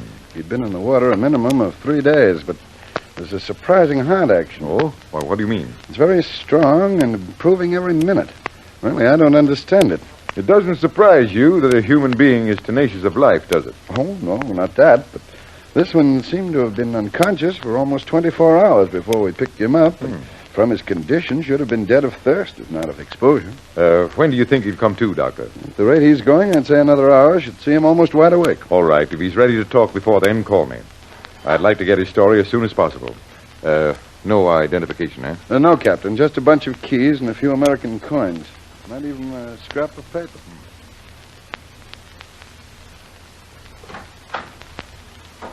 Well? Dr. Evans wants you to step down to the sick bay. That waterlogged fellow we picked up shows signs of rousing, sir. Good. Oh, you want to come along while we get his story? I'd love to, sir. You know, he's a pretty tough customer, whoever he is. Dr. Evans didn't think at first that he'd ever regain consciousness. Well, sir, now he definitely seems to be on the mend. He'll need rest for a few days, but that's about all. Hello, Captain. Hello, Doctor. Foley. This way, gentlemen. I have a modern miracle to report. Look. Say, that fellow looks normal. He was a drowned rat when I saw him last. Mr. Bradley, you're rescuers. Lieutenant Commander Burns and Ensign Foley. How do you do? Gentlemen, I've never been more delighted to meet anyone. You feel strong enough to talk for a few minutes? Just as long as you'll listen. With only a few questions for now. First, what happened?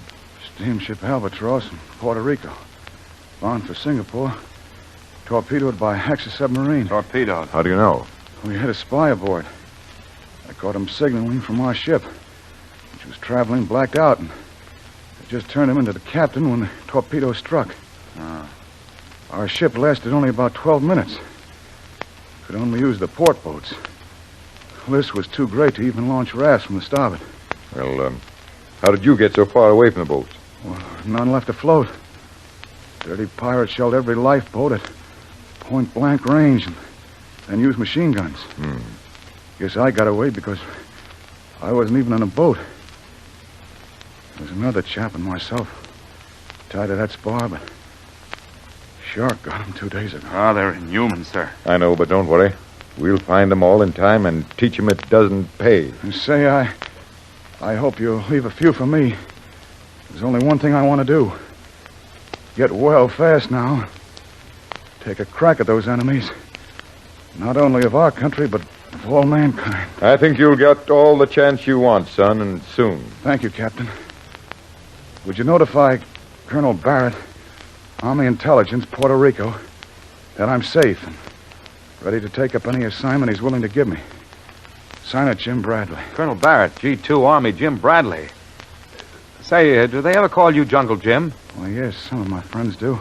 Well, let me shake your hand, sir. Well, Captain Burns, this is the man who found the submarine base on Thorson's Island. Well. Pulled it down over their ears. I've heard of it. I never expected to meet you here, of all places. Boy, are we lucky. I think so. But I'd say that I'm the lucky one. I never expected to put my foot on solid earth again. Well, now, suppose we let this man get some rest and send the message for him. Doctor, may we have hourly bulletins on our patients? I'd be delighted, sir. Well, goodbye, Jim Bradley. Goodbye, Jim. Thanks, Captain. Goodbye, Captain.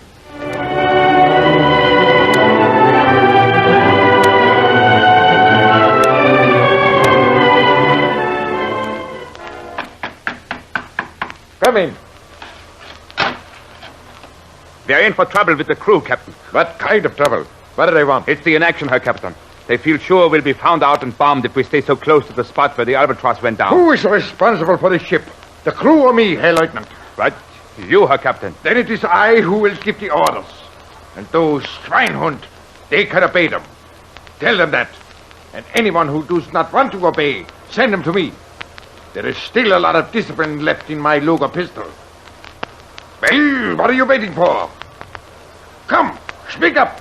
What is it? But maybe the men are right, sir. Maybe it is dangerous to stay too near. You too? Do you realize this is mutiny? Couldn't we move, say, 50 miles or so? No, not 1 inch, you hear? You dumb hider. Now get out of here. Go back to that crew. Tell them to line up for inspection. Any man who puts a look on his face I don't like, he will be shot. Heil Hitler. Heil Hitler, Herr Captain. Destroyer to starboard. U.S. Navy. Class 116. Ah, you hear that, Lieutenant? Now to you and your bunch of dunderheads know why I waited here. Yeah. That sinking was bait for bigger fish. Man the forward torpedo tube. Yeah, Herr Captain. And even you wanted to move. Now maybe you'll learn something about patience. French. 2,400 yards. 16. Deflection. 37. 37.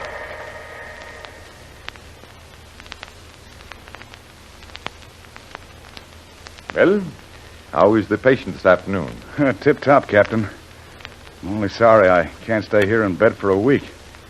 I actually took that cruise for a rest. Well, you'll stay here just as long as it's necessary to bring you into the real pink of condition. Torpedo 2 points off the port bow. Torpedo 2 points off the port bow.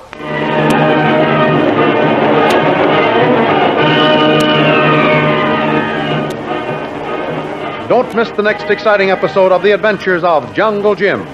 Remember, you can follow these adventures in the full-color action pictures to be found in the Comic Weekly, which comes to you with your Hearst Sunday newspaper. And now, a very special announcement. Listen closely, will you? Avenge Pearl Harbor, Manila, and Wake Island. Here is how you can do your part to strike a vigorous blow at our treacherous enemies. Join the campaign to buy a bomber. To have a part in this stirring effort for your country, put your contributions, no matter how large or small, in an envelope and mail it at once to the Buy a Bomber Fund in care of the Sunday newspaper that brings you your Comic Weekly. Join the hundreds of thousands of patriotic citizens who have started a flood of dimes and dollars to buy a bomber and avenge Pearl Harbor, Manila, and Wake Island. Do your bit today. Remember, an average of only a few dimes from each reader will raise the $300,000 necessary to buy a bomber for Uncle Sam. Send your contributions, large or small, to the Buy a Bomber Fund in care of your Sunday newspaper that brings you the Comic Weekly.